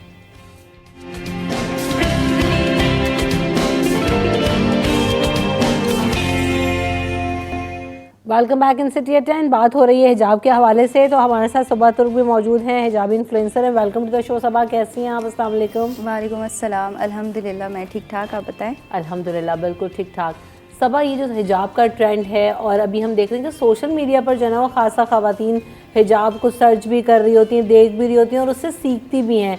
और आप यकीनन एक इन्फ्लुएंसर भी हो, तो ट्यूटोरियल से जो है ना डिफरेंट तरह से, जैसा भी परी से भी बात हो रही थी कि ख़वातीन ट्राई करती हैं और स्टाइल्स भी कैरी कर रही हैं, तो कितनी तरह के स्टाइल्स होते हैं, कितनी चीज़ें आप सिखाती हैं और लोगों का रिस्पॉन्स ओवरऑल कैसा है? जैसे ही मैंने स्टार्ट किया था, जैसे ही मैंने ब्लॉगिंग स्टार्ट की थी, तो मैंने अपना किसी और से इंस्पायर होकर मैंने हिजाब स्टार्ट किया था। तो इसी तरीके से जब मैंने स्टार्ट किया था तो काफ़ी लोग इंस्पायर होते थे, कहते थे अब आपने एक ट्यूटोरियल बनाया है ये वाला, प्लीज़ ट्राई डिफरेंट, मतलब कि हमें एक और डिफरेंट स्टाइल बताएं। तो इस तरीके से और ज़्यादा रिस्पांस अच्छा होता गया आहिस्ता आहिस्ता, और आहिस्ता आहिस्ता जैसे मतलब एक स्टाइल मैंने ये कर दिया तो मेरे ख़ुद में भी यही होता था कि यार दूसरा ट्राई करूँ एंड देन फिर उसको मैं रिकॉर्ड करूँ, तो इस तरीके से मेरी जो ऑडियंस है वो भी देखे। तो इस तरीके से फिर मैं हिजाब ट्यूटोरियल बनाने लगी और रिस्पांस जो है रिस्पांस बहुत अच्छा आता है। मतलब जो नॉन हिजाबी होती है ना वो भी कहती हैं कि भाई आज हमने देखा है, कल देखा है, मतलब 3-4 बार वो देखती है ना तो वो भी इंस्पायर होकर हिजाब करना स्टार्ट कर देती है। तो ये चीज़ जो है ना बहुत ज़्यादा अट्रैक्टिव होती है। बिल्कुल ऐसा ही है। और यकीन क्योंकि आप ये देख रहे हैं कि इंस्पायर करना लोगों को भी एक वो है कि आप ख़ुद कोई ऐसा काम करें कि लोगों को इंस्पायर करें, अपनी ज़िंदगी के अंदर अच्छे चेंजेस लेकर आए, क्योंकि ऑलरेडी बहुत सारा कंटेंट तो क्रिएट हो रहा है और हर तरह का काम हो रहा है, लेकिन कुछ अच्छा कर जाते हैं तो ये होता है कि आपके लिए भी अच्छा और आगे लोगों के लिए भी अच्छा है। तो कितनी तरह के स्टाइल्स अब तक बना चुकी हैं सबा? यार मैं तो बहुत मतलब काफ़ी स्टाइल्स बना चुकी हूँ, मतलब शूट्स भी करती हूँ मैं, तो वहाँ पे जाकर भी ना मुझे अपना माइंड चलाना होता है कि यार ये 5 स्टाइल मैंने कर दिए हैं, उसमें शूट्स हो गए हैं, अब जो है ना मैंने स्टाइल चेंज करना है, क्योंकि मेरी फीड पे भी आएगी ये पिक्चर्स, ये वीडियोस भी मेरी फीड पे आएंगी, ताकि मेरी ऑडियंस को भी डिफरेंट स्टाइल मिले।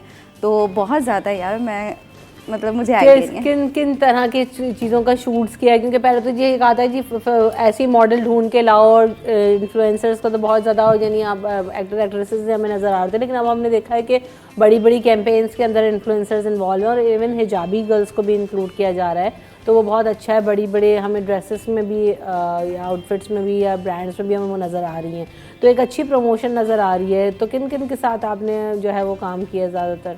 यार मैंने बहुत ज़्यादा अबाया ब्रांड्स के साथ काम किया है, मैंने ड्रेसेस ब्रांड्स के साथ काम किया, मतलब जिनका आउटफिट्स वगैरह होते हैं, मतलब मैंने ये सोचा भी नहीं था कि ये इतना बड़ा ब्रांड मुझे चूज़ करेगा। मतलब ये चीज़ जो है ना मेरे लिए बहुत बड़ी है। और लोग भी कहते हैं कि हिजाबी बहुत कम नज़र आती हैं ऑन स्क्रीन, और अगर आप नज़र आ रही हो इट मीन्स के कुछ तो है। मतलब कहते हैं ना कि अगर कुछ है तो हिजाबी भी एक्सेप्ट कर लेंगे। तो मैं ये चाहती हूँ कि भाई पाकिस्तान में भी मतलब जितने भी ब्रांड्स हैं ना वो भी हिजाबीज़ को इन्वॉल्व करें। मतलब अगर आप आउट ऑफ कंट्री चले जाएंगे, उनके जो बैनर्स वगैरह होते हैं उसमें अगर विदाउट हिजाबी खड़ी हुई होती है ना तो उसके साथ हिजाबी भी होती है। तो मैंने काफ़ी ब्रांड्स के साथ काम किया। ज़बरदस्त। तो आज आप हमें कुछ सिखा सकती हैं, कोई ट्यूटोरियल बता सकती हैं, लाइव कुछ देख सकते हैं? ये तो मेरा सिग्नेचर हिजाब स्टाइल है, ठीक है।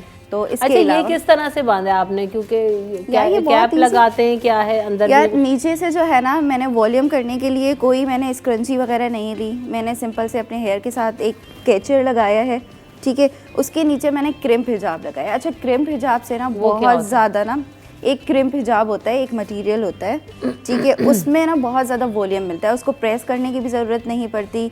अगर आप सिंपल सा वो हिजाब ले रहे हो तो उसको आप वो नहीं करोगे, प्रेस नहीं करोगे, वो ऑलरेडी प्रेस्ड होता है, ठीक है। तो आप पहले वो हिजाब नीचे से लोगे, क्रिम्प हिजाब, एंड देन मैंने एक मैचिंग कलर की ये कैप ली है।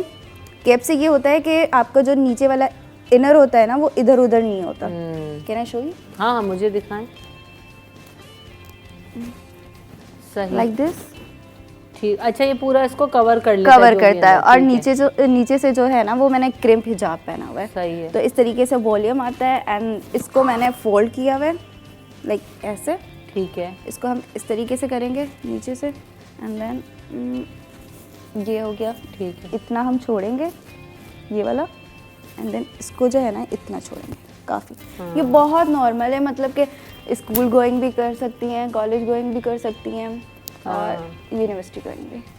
पिन लगा दी, एक पिन का बस वो है काम, ये हो गया। एंड देन और लग रहा है ऐसे था कि बहुत सारी पेन्स लगी हुई हैं और जस्ट एक पिन लगी हुई है। इवन के नीचे भी कोई पिन नहीं लगी यहाँ पे हुई, भी कोई पेन नहीं है, कुछ भी नहीं लगा क्योंकि हुआ। हिजाबीज को मैंने देखा बेचारी पिनों का पत्ता लिए हुए घूम रही नहीं। होती है, यहाँ यहाँ यहाँ यहाँ सब जगह। कहीं भी उनकी पिन खो जाए तो पूरी शादी में होता है यार हमारा पिन है। तो मैंने ये देखा है, तो ये प्रॉब्लम होता है कि यार हमारा हिजाब खुल रहा है, पिन ये चाहिए। पहले मेरे साथ भी बहुत होता था जब मैंने स्टार्ट किया था अच्छा है। हिजाब करना। अच्छा, अभी हमें स्टाइल तो बताएगा। अभी परी ने भी बड़ा अच्छे से जो है वो, और बहुत डिफरेंट भी है, यूनिक भी लग रहा है। तो परी, आपका हिजाब आपने किस तरह से बांधा है, ज़रा बताएं। मैंने भी एग्जैक्टली ऐसे ही जैसे बता रही अंदर क्रिम्प हिजाब लिया। वो ठीक है। बेसिकली बहुत अच्छा होता है, स्लिप नहीं हो, बेसिकली स्लिप ना हो। हमारा जो ऊपर के हिजाब होते हैं ना स्लिपरी होते हैं, हम इसे स्लिप ना हो तो उसको बिठाने के लिए नीचे कोई ऐसा मटेरियल लेते हैं जिस पे वो बैठ जाए। नीचे क्रिम्प हिजाब लिया, ऊपर जो है ना इनर केप ले लिया ताकि फिनिश टच आ जाए। फिर ये अपना जो हिजाब है ऐसे बांध के इसको तो मैंने पिन किया। नीचे से मैंने ये क्या आ रहा है, ये कलरफुल यही बता रही हूँ, नीचे से मैंने ये गले में एक प्रिंटेड हिजाब डाला है, ये अलग ये दो हैं बेसिकली। ओके। इसको मैंने ऐसे करके पीछे गठ दी और आगे ले लिया, और दूसरा वाला पार्ट ऊपर ले लिया। ये मैंने डबल को वो किया, यूनिक से स्टाइल बना दिया। अच्छा, वो कलर आ रहा है ना अभी, ये आप दो देखो scarf use ओवरऑल हुए हैं आपको मतलब basically। ऐसा ही लग रहा है कि पूरा ड्रेस ही है, क्योंकि आपको किसी के बाद ड्रेस की जरूरत नहीं है। तो ये भी अच्छा, जो खवातीन ले रही होती हैं हिजाब वगैरह तो वो डिफरेंट स्टाइल भी ट्राई कर लेती हैं। तो अब आप हमें कौन सा स्टाइल बता रहे हो सबा? यार मैं एक दो स्टाइल्स बता रही हूँ जो बिल्कुल नॉर्मल है। मतलब नीचे से आप हिजाब ले लो और दुपट्टे को मैं आपको करके दिखा देती हूँ। अपने इस हिजाब से कर लो, नहीं किसी से भी कर लें, इस अच्छा वाले ऐसे हिसाब पता से? चल जाएगा, थोड़ा वेरिएशन आ जाती है ना। तो ओके। सो यार मुझे मिरर मिरर चाहिए, मिरर मंगवा दें। मेकअप रूम में मिरर है, वो मंगवा दें जी। इसको हम लाइक ये पूरे है सही, ये इस ये तरीके शिफॉन ही है ना? से शिफॉन बहुत ज़्यादा वेयर करती हूँ। और लड़कियाँ जो है ना अच्छा, शिफॉन फिसलता नहीं है? इतना नहीं मुश्किल होता है फिसलता। उसको carry लड़कियों का ये मिसकॉन्सेप्ट है कि ये बहुत ज़्यादा फिसलता है और हम इसको कैरी नहीं कर सकते, और समर्स में तो बिल्कुल भी नहीं कर सकते। ये मिसकॉन्सेप्ट है। मतलब ये जितना ठंडा है ना गर्मियों में उतना कोई भी ठंडा नहीं है। लोगों के नरम सा मलमल सा क्या कपड़ा कहते हैं वो टर्किश उसके आ रहे विस्कोस होते लेती हैं, हाँ पता नहीं उसका नाम क्या है, और हाँ लॉन लेती हैं और बहुत सबसे ज़्यादा। ज़्यादा अच्छी स्टाइलिंग भी इसी फैब्रिक में होती है, शिफॉन में। शिफॉन में होती है स्टाइलिंग बहुत कर ज़्यादा। सकते हैं। मुझे भी खैर शिफॉन फैब्रिक पहनने के लिए तो खैर बहुत ज़्यादा पसंद है, क्योंकि उसमें आप एक तो एलिगेंट भी बहुत लगते हैं, और दूसरी बात ये कि वो इजी टू कैरी होता है, इजी होता है। बहुत अच्छा रहता है आपके लिए। तो और ये शीशा बहुत समेटता भी बहुत जल्दी है, लाइक बहुत ज़्यादा फैला हुआ नहीं होगा, आपको इरिटेट नहीं करेगा। लोन जो है ना वो 2 मतलब वॉशेस में ना ख़राब हो जाता है। हाँ, उसके ऊपर भूर भी आ जाता है। ये शीशा ले लीजिएगा सबा। हाँ,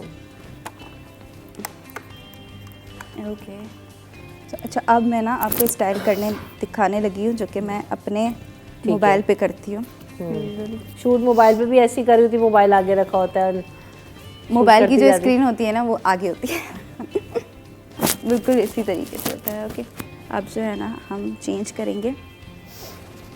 ये मैंने हिजाब लिया, सही। इसको हमने उतारा। अच्छा, ये दिखा देती हूँ मैं, ये है, सही है। सही सही सही। क्या भैया, इसको हम उतारते हैं। अच्छा, एक ही पिन से ना मैं आपको डिफरेंट स्टाइल दिखा देती हूँ। एक ही पेन से होंगे सारे? मेरा बस चले मैं पेन ही यूज़ ना करूँ। एक ये है बिल्कुल लाइक सिंपल, जैसे लड़कियाँ स्टार्ट करती है ना हिजाब, बिल्कुल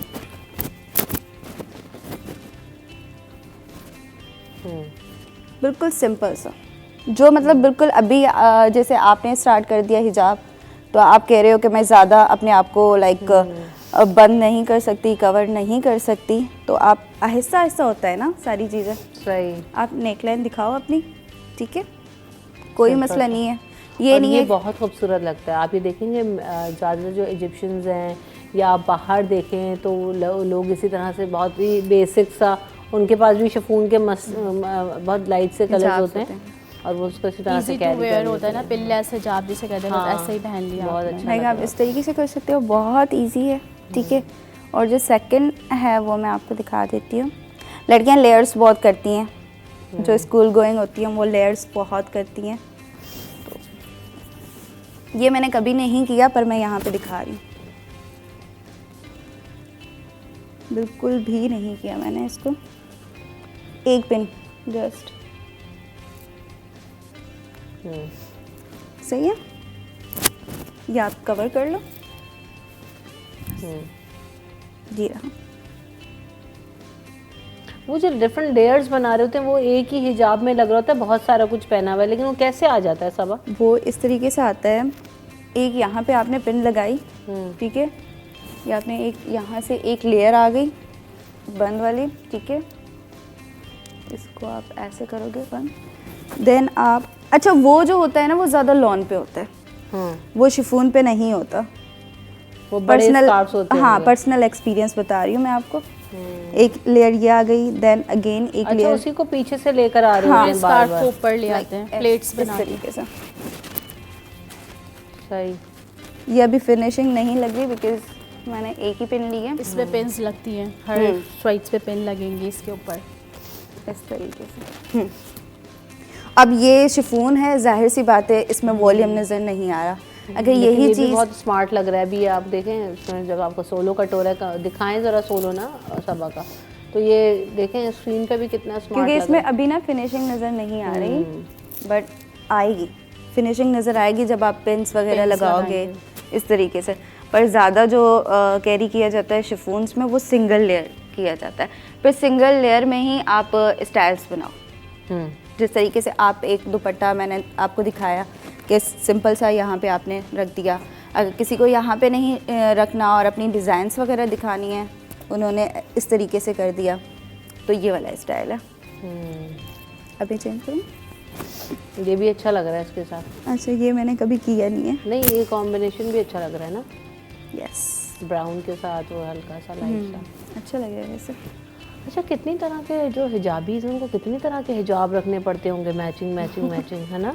बहुत सारे एक हिजाबीज collection के पास चाहिए तो पूरा। पूरी एक वार्डरोब ही हिजाब्स की होती है। हाँ। हर कलर उन्हें रखना पड़ता है, स्कार्फ कीप्स रखने पड़ते हैं, पिन्स का एक बहुत सारा कलेक्शन होता है, डिफरेंट डिफरेंट पिन्स। अच्छा, मज़े की बात मेरे पास पिन्स ही नहीं होती। आप तो पिन ही नहीं लगा वो रहे ना, पिन उन्होंने से बताया ना, चल ढूंढ रहे थे यहाँ सब जगह लगा जो रहे होते न्यूली हिजाब जैसे होती है ना, वो जो तो set सबसे नहीं हो पहले रहा होता पिन्स ना। का कलेक्शन उनका होता है, क्योंकि वो पिन्स से स्टार्टिंग लेती हैं, सेटिंग करनी नहीं आती है। अच्छा, मैंने डिफरेंट तरह की पिन्स भी देखी है मार्केट में, different ऑनलाइन तो होती हैं। बहुत ही चीज़ें मिल रही होती हैं। यहाँ पे ब्रोच टाइप का भी कुछ मिलता है और जी ये हेड स्कार्फ पिन्स भी बड़ी अच्छी अच्छी आ गई हैं। मैग्नेट आपके पास पिन्स है आ वो? गई हैं। मैग्नेट, मैं तो पिन्स नहीं रखती, मैग्नेट पिन्स आ गई हैं, मैंने देखी हैं काफ़ी सारी। टिकता ही नहीं है मुझे तो लगता है उससे। नहीं, मैग्नेट पिन्स जो है ना टिक जाए ना तो बहुत अच्छा है, टिक जाए और अगर नहीं टिके ना तो मतलब फिर तो बहुत ज़्यादा इरिटेट है अच्छी वो, लेकिन उसको यूज़ करना आना चाहिए। मेरे ख्याल से अच्छी क्वालिटी वाली आप ले रहे हो, उसका मैग्नेट अच्छा है। जी। इसी तरीके से।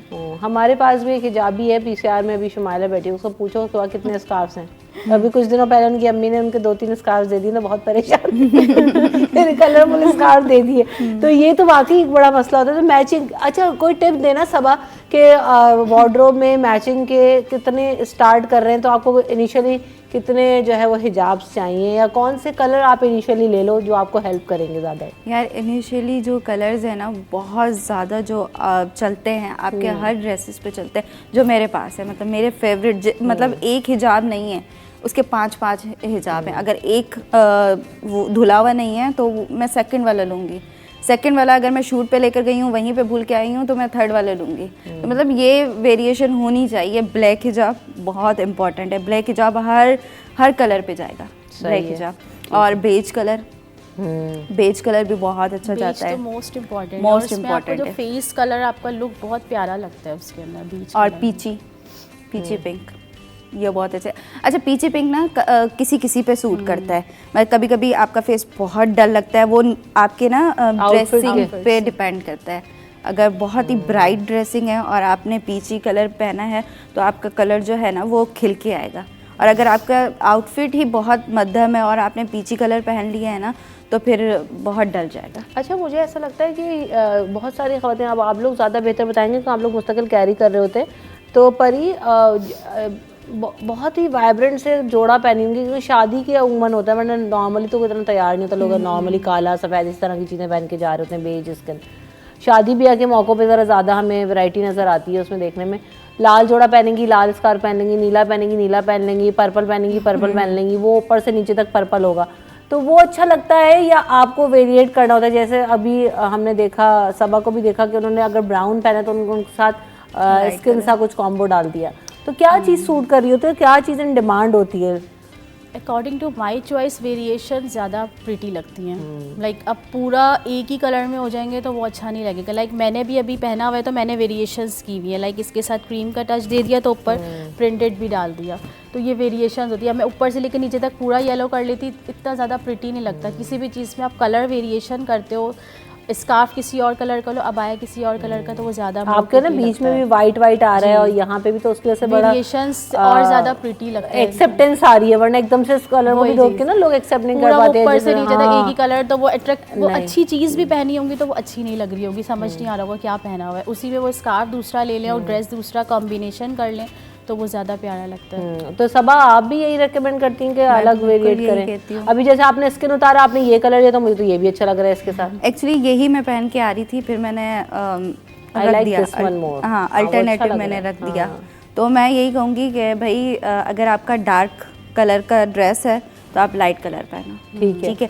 और अगर आप लाइट कलर पहन रहे हो ड्रेसिंग में और उसके अंदर डार्क कलर की कोई एम्ब्रॉयडरी की हुई है और अगर कोई प्रिंट किया हुआ है डार्क कलर का, तो आप हिजाब डार्क ले लो। ये नहीं है कि आपने बिल्कुल ही गोला गंडा बन के आ जाना है। लाल जोड़ा ढूंढ रही है, उसके बाद लाल स्कार्फ लेने मार्केट पहुंच जाती हैं। अगर पीला जोड़ा तो जी पीला पीला उनको ढूंढना है। ये आंखों को बहुत ज़्यादा चुभता है अगर आपकी ड्रेसिंग के साथ वही हिजाब हो, बहुत ज़्यादा चुभता है। इवन कि मैं कहती हूँ कि आप अगर हैंड बैग भी ले रहे हो ना, हैंड बैग भी उसी तरीके से कैरी करो, फुल ड्रेसअप उसी तरीके से करो।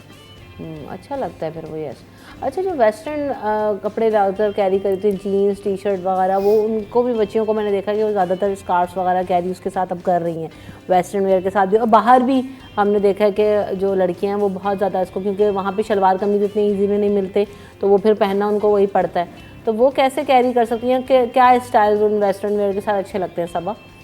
उनके साथ जो है ना बिल्कुल सिंपल सा ये आप कर लोगे ताकि आपका जीन्स वगैरह भी नज़र आए, हर चीज़ नज़र आए।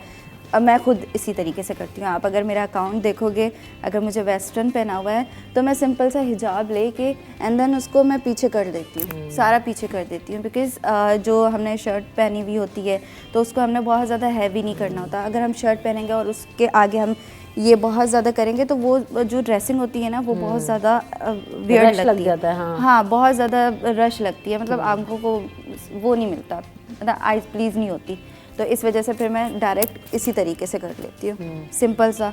और या फिर मैं टर्किश स्टाइल बना लेती हूँ। टर्किश कैसे स्टाइल बनता में है? ये होता है कि अगर आप बेगी जीन्स पहन रहे हो एंड जो लूज शर्ट पहन रहे हो तो आपने करना क्या होता है, ये सारा जो है ना ये पीछे करके इसको नॉट बांध लेना होता है, ठीक है।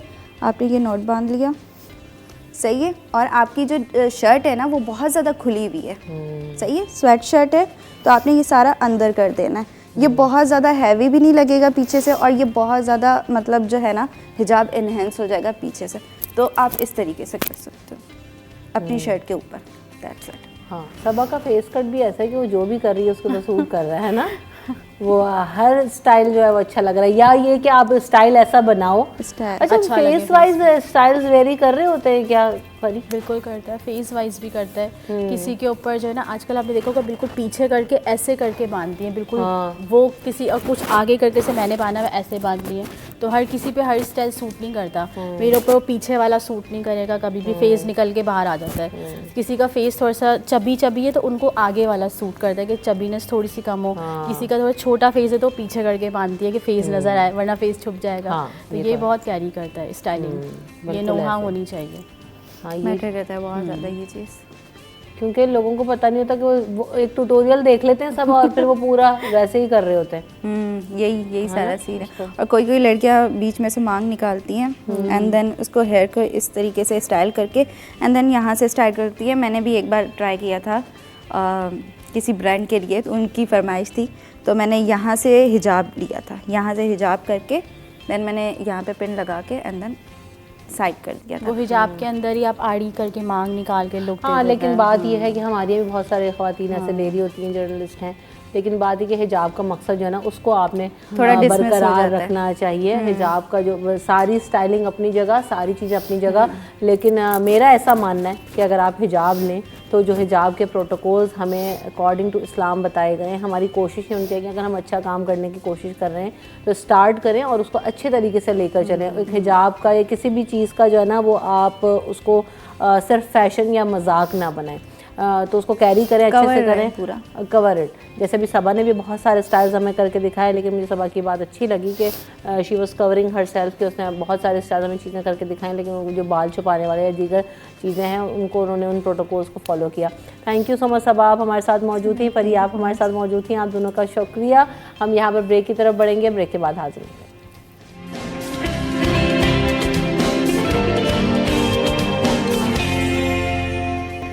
Welcome back in city at 10 जनाब। और अब इस सेगमेंट में हम बात करेंगे कि ऑनलाइन, अभी जैसे हम पिछले सेगमेंट में भी मौजूद थे, हिजाबीज़ हमारे साथ मौजूद थी और एक खातून जो कि परी हैं वो भी ऑनलाइन बिज़नेस कर रही हैं, अबायात सेल करती हैं और हिजाब सेल करती हैं, और बहुत सारी ख़वातीन को आपने आते हुए शो में मुख्तलिफ डेज़ के अंदर देखा है। तो ऑनलाइन जो चीज़ों का रुझान है या ऑनलाइन पैसा कमाने का रुझान है वो बिज़नेस के थ्रू तो बहुत ज़्यादा बढ़ रहा है। और कौन सी ऐसी वेज़ हैं जिनके ज़रिए आप पैसा ऑनलाइन कमा सकते हैं?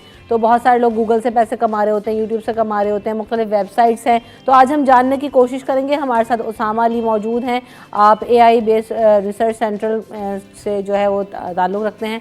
Welcome to the show Usama, कैसे हैं आप? अल्लाह का शुक्र है। तो उसामा, मुख्तलिफ तरीके हैं ऑनलाइन कमाने के, और आप यूट्यूब खोलें तो जनाब ऐसा लगता है कि लाखों करोड़ों रुपए आप कमा सकते हैं, लेकिन समझ नहीं आ रहा होता कि कैसे हो। वीडियो खोलो तो कुछ भी नहीं निकलता उसमें। ठीक है, जो यूट्यूब खोलते हैं और लाखों करोड़ कमाने के तरीके निकलते हैं, वो खुद एक ऑनलाइन कमाने का तरीका है। सही, एक क्लिक बेट है, उनको व्यूज़ चाहिए, उनके व्यूज़ पे ऐड चलते हैं तो उनको पे होती है।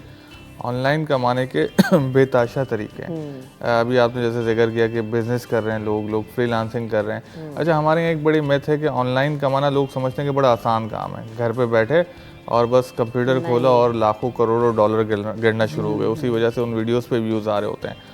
कोई भी काम, पैसा कमाना हमेशा से एक मेहनत तलब काम रहा है। कोई भी काम, आपके पास स्किल है, पहले के दौर में आपके पास फिज़िकल स्किल होते थे, आप वो करते थे, अब भी करते हैं, लेकिन अब एक एडिशनल चीज़ें जो हैं वो ऐड हो गई हैं वो ये हैं कि अब आप ऑनलाइन डिजिटल स्किल्स अगर आपके पास वो हुनर हैं, आपने सीखी हुई है, वीडियो एडिटिंग सीखी हुई है, आपने फ़ोटो एडिटिंग सीखी हुई है, आपको वेबसाइट बनाना आती है, आपको प्रोग्रामिंग करना आती है, आप ई-कॉमर्स स्टोर चला सकते हैं, आप डेटा पढ़ सकते हैं बेताशा, मैं पता नहीं कितने इधर इनगिनत तरीके गिनवा सकता हूँ कि उस हुनर के ज़रिए आप अपनी सर्विसेज दे सकते हैं और उनसे पैसे कमा सकते हैं।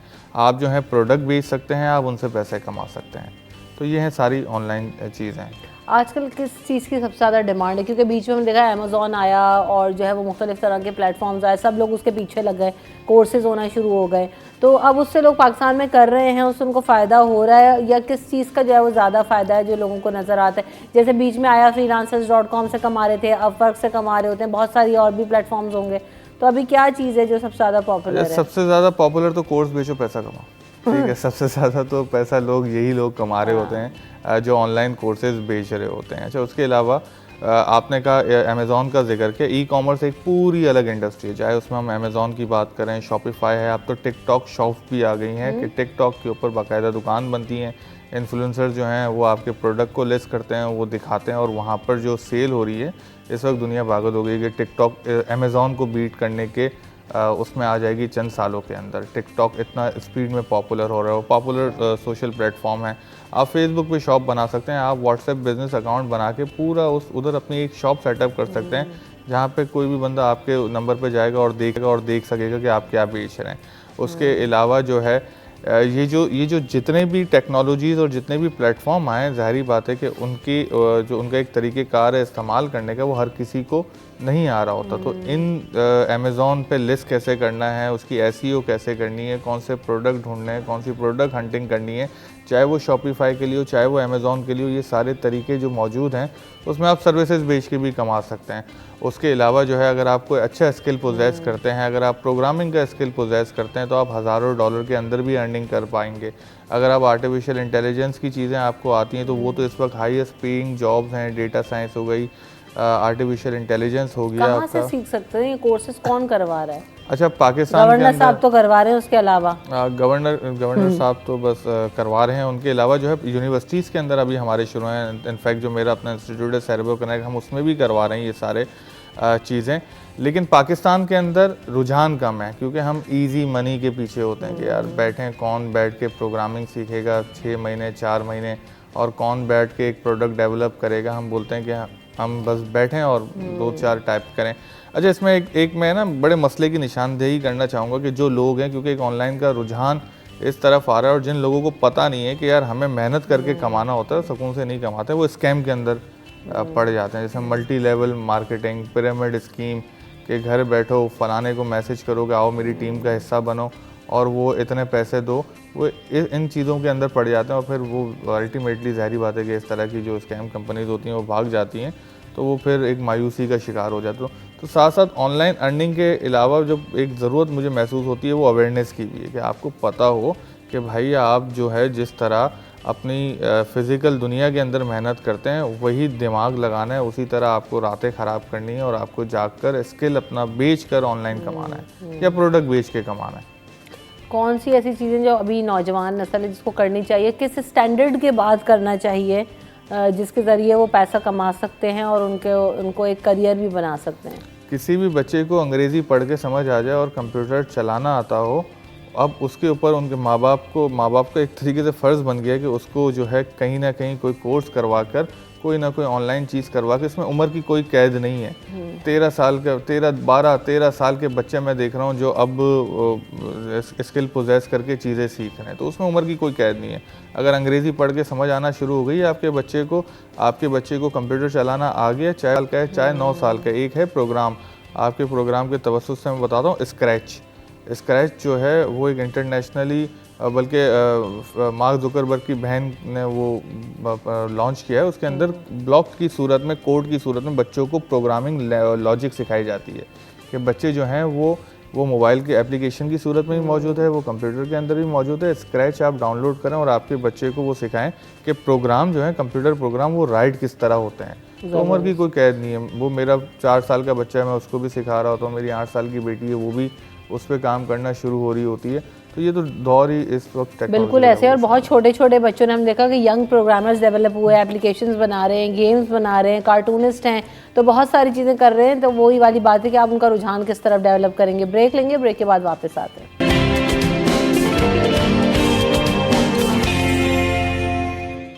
Welcome back in city at 10। हमारे साथ अनस रहमान भी मौजूद हैं, आप सीईओ हैं डिगिगो के। Welcome to the show. तो अनस, ये बताइएगा कि ऑनलाइन कमाने के हम ज़रियों की बात कर रहे हैं, आप क्या सजेस्ट करेंगे कि यूथ किस तरह से इन्वॉल्व हो सकती है इन चीज़ों में, और क्या चीज़ें उनको हेल्प कर सकती हैं पैसा कमाने के लिए ऑनलाइन? देखा भी मैं आपको प्रोग्राम सुना भी रहा था। सबसे पहले शुक्रिया कि अभी आपने ऑनलाइन लिया अपने प्रोग्राम में। अच्छा देखें, सिर्फ समझने की जरूरत है जो है माशाल्लाह बहुत सा काम भी कर मैं डिजिटल मार्केटिंग हो गया, अमेजोन वर्चुअल असिस्टेंट हो गया, इसके हवाले से बहुत सारे इंस्टीट्यूट से भी वाबस्ता हूँ। और अभी भी इस वक्त मैं वैसे तो अपनी क्लास में ही बैठा हूँ जब तक मैं आपके पास ऑनलाइन आया।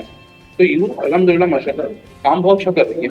ये है कि थोड़ी सी इन्हें इंस्टेंट गाइडेंस की ज़रूरत है। और ये मिसाइल हैं अपनी इंडस्ट्री में, और मगर मिसगाइडेड मिसाइल की तरह कुछ लोग ऐसे हैं जो काम कर रहे हैं। ये मैं कहूँगा। अच्छा, मैं तो यूथ को या जो मेरे स्टूडेंट्स हैं उनको भी मैं ये हमेशा यही कहता हूँ कि शॉर्टकट्स की तरफ मत करें। क्योंकि अभी मैं अपने प्रोग्राम में कह रहा था, फिलहाल साहब बहुत यही बात कर रहे थे कि पैसे कमाना तो आसान नहीं था। यूट्यूब पर दिखाया आगे जाता है कि रातों रात $1500 कमाना, एक घंटे में $400 कमाना, इनके इतना आसान काम नहीं है। इसे एस्टिमेट जो भी काम थोड़ा सा टाइम लगता है। ठीक है। अच्छा, मसला ये भी मसला है हमारा कि हमारा जो यूथ है इसका जो एक क्या कहना चाहिए, टेम्परामेंट कहते हैं या पेशेंस लेवल कहते हैं, वो पेशेंस लेवल बहुत कम हो गया। पहले इसके एक रीजन ये भी कि हमारे आसपास जो टेक्नोलॉजी है उसमें हर चीज हमारी इंस्टेंट है। ठीक है। हम पहले के अगर लोगों को देख रहे हैं, या मैं अगर अभी जनरेशन की बात करूँ तो मुझे याद है जब मैं छोटा था तो बाहर अगर किसी रिश्तेदार से रब्ता भी करना होता था तो वाले साहब पहले किसी ऑपरेटर को कॉल करते थे, फिर ऑपरेटर वहाँ से कॉल मिलाते थे और फिर रब्ता होता था, थोड़ा टाइम। अभी हर चीज इंस्टेंट है। तो अभी इंस्टेंट एक जो चीज हर चीज हो गई, चाहे रब्ता करने का हो, चाहे पैसे कमाने की, तो लोग जो है ये समझने लगे कि अगर जैसे कि रब्ता इंस्टेंट हो रहा है, टेक्नोलॉजी का इस्तेमाल बढ़ गया, इसी तरीके से यही चीजें उनकी सक्सेस में भी जो है आ गई हैं, और सक्सेस भी इनके इंस्टेंट मिल जाएगी, रब्ता। तो ऐसा नहीं हो सकता। ये टाइम टेकिंग प्रोसेस होता है, टाइम लगता है। और लेजिटिमेट चीजें जितनी भी हैं, क्योंकि सोशल मीडिया या डिजिटल वर्ल्ड जो है वो इलेजिटिमेट चीजों से भरा पड़ता है। लेजिटिमेट आइटम्स जितने भी हैं, लेजिटिमेट चीजें जितनी भी हैं, वो टाइम टेकिंग है और टाइम टेकिंग। बिल्कुल ऐसा ही है। बहुत शुक्रिया अनस, आप हमारे साथ मौजूद थे। यकीनन एक तो टाइम के साथ जैसे मैं अनस बात करूँ, और मुझे ऐसा इन चीज़ें करने के लिए आपको कंसिस्टेंसी भी बहुत ज़्यादा मैटर कर रही होती है। ऑल ऑफ अ सडन या क्विकली बहुत सारी चीज़ें, जैसे अभी अनस ने कहा, इंस्टेंट नहीं हो जाती। You need time and patience.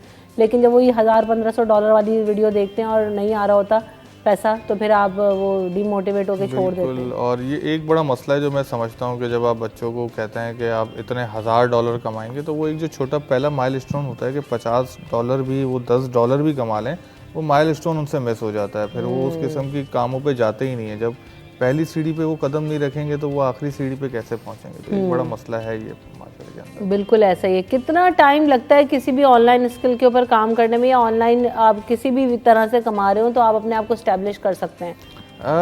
Time देखें, ये वेरी करता है। कुछ लोग होते हैं बड़े क्विक लर्नर होते हैं, और वो स्किल के साथ साथ, उस हुनर के साथ साथ वो अपने आप को बेचना भी उनको स्किल आ जाता है। जब आपको वो स्किल बेचना आ गया, आपको पता है कि वो कहाँ पे जाके आपको किस तरीके से करना है, तो आप कर सकते हैं।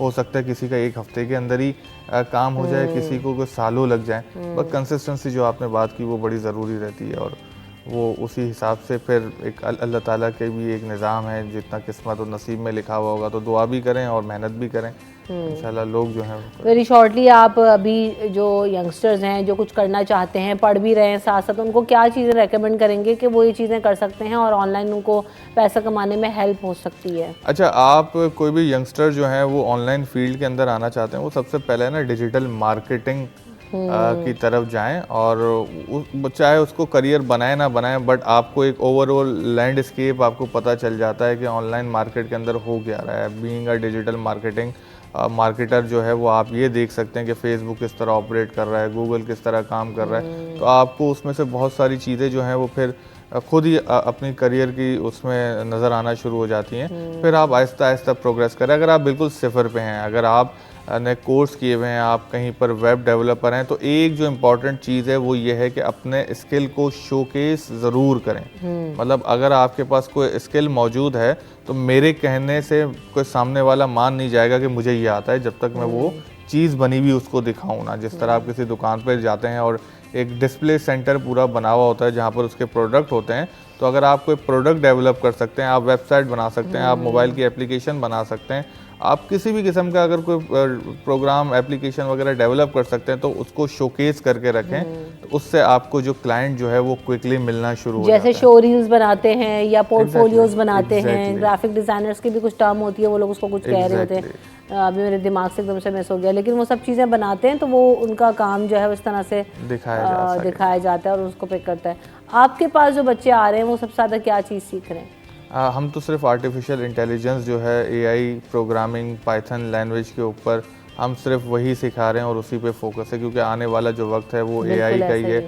और इस टेक्नोलॉजिकल रेवोल्यूशन के अंदर मैंने ये बड़ी ज़रूरत महसूस की कि आर्टिफिशियल इंटेलिजेंस जो है वो सही मायनों में सिखाया जाए और बच्चों को बताया जाए कि इसको एज अ करियर आपको किस तरह लेना है। बिल्कुल ऐसा ही है। तो thank you so much Sama for coming in the show. Programme का वक्त यहाँ पे ख़त्म हो गया। रमशा कमल को दीजिए इजाज़त, टीम को दीजिए इजाज़त, अपना ख्याल रखिएगा, अल्लाह के बाद।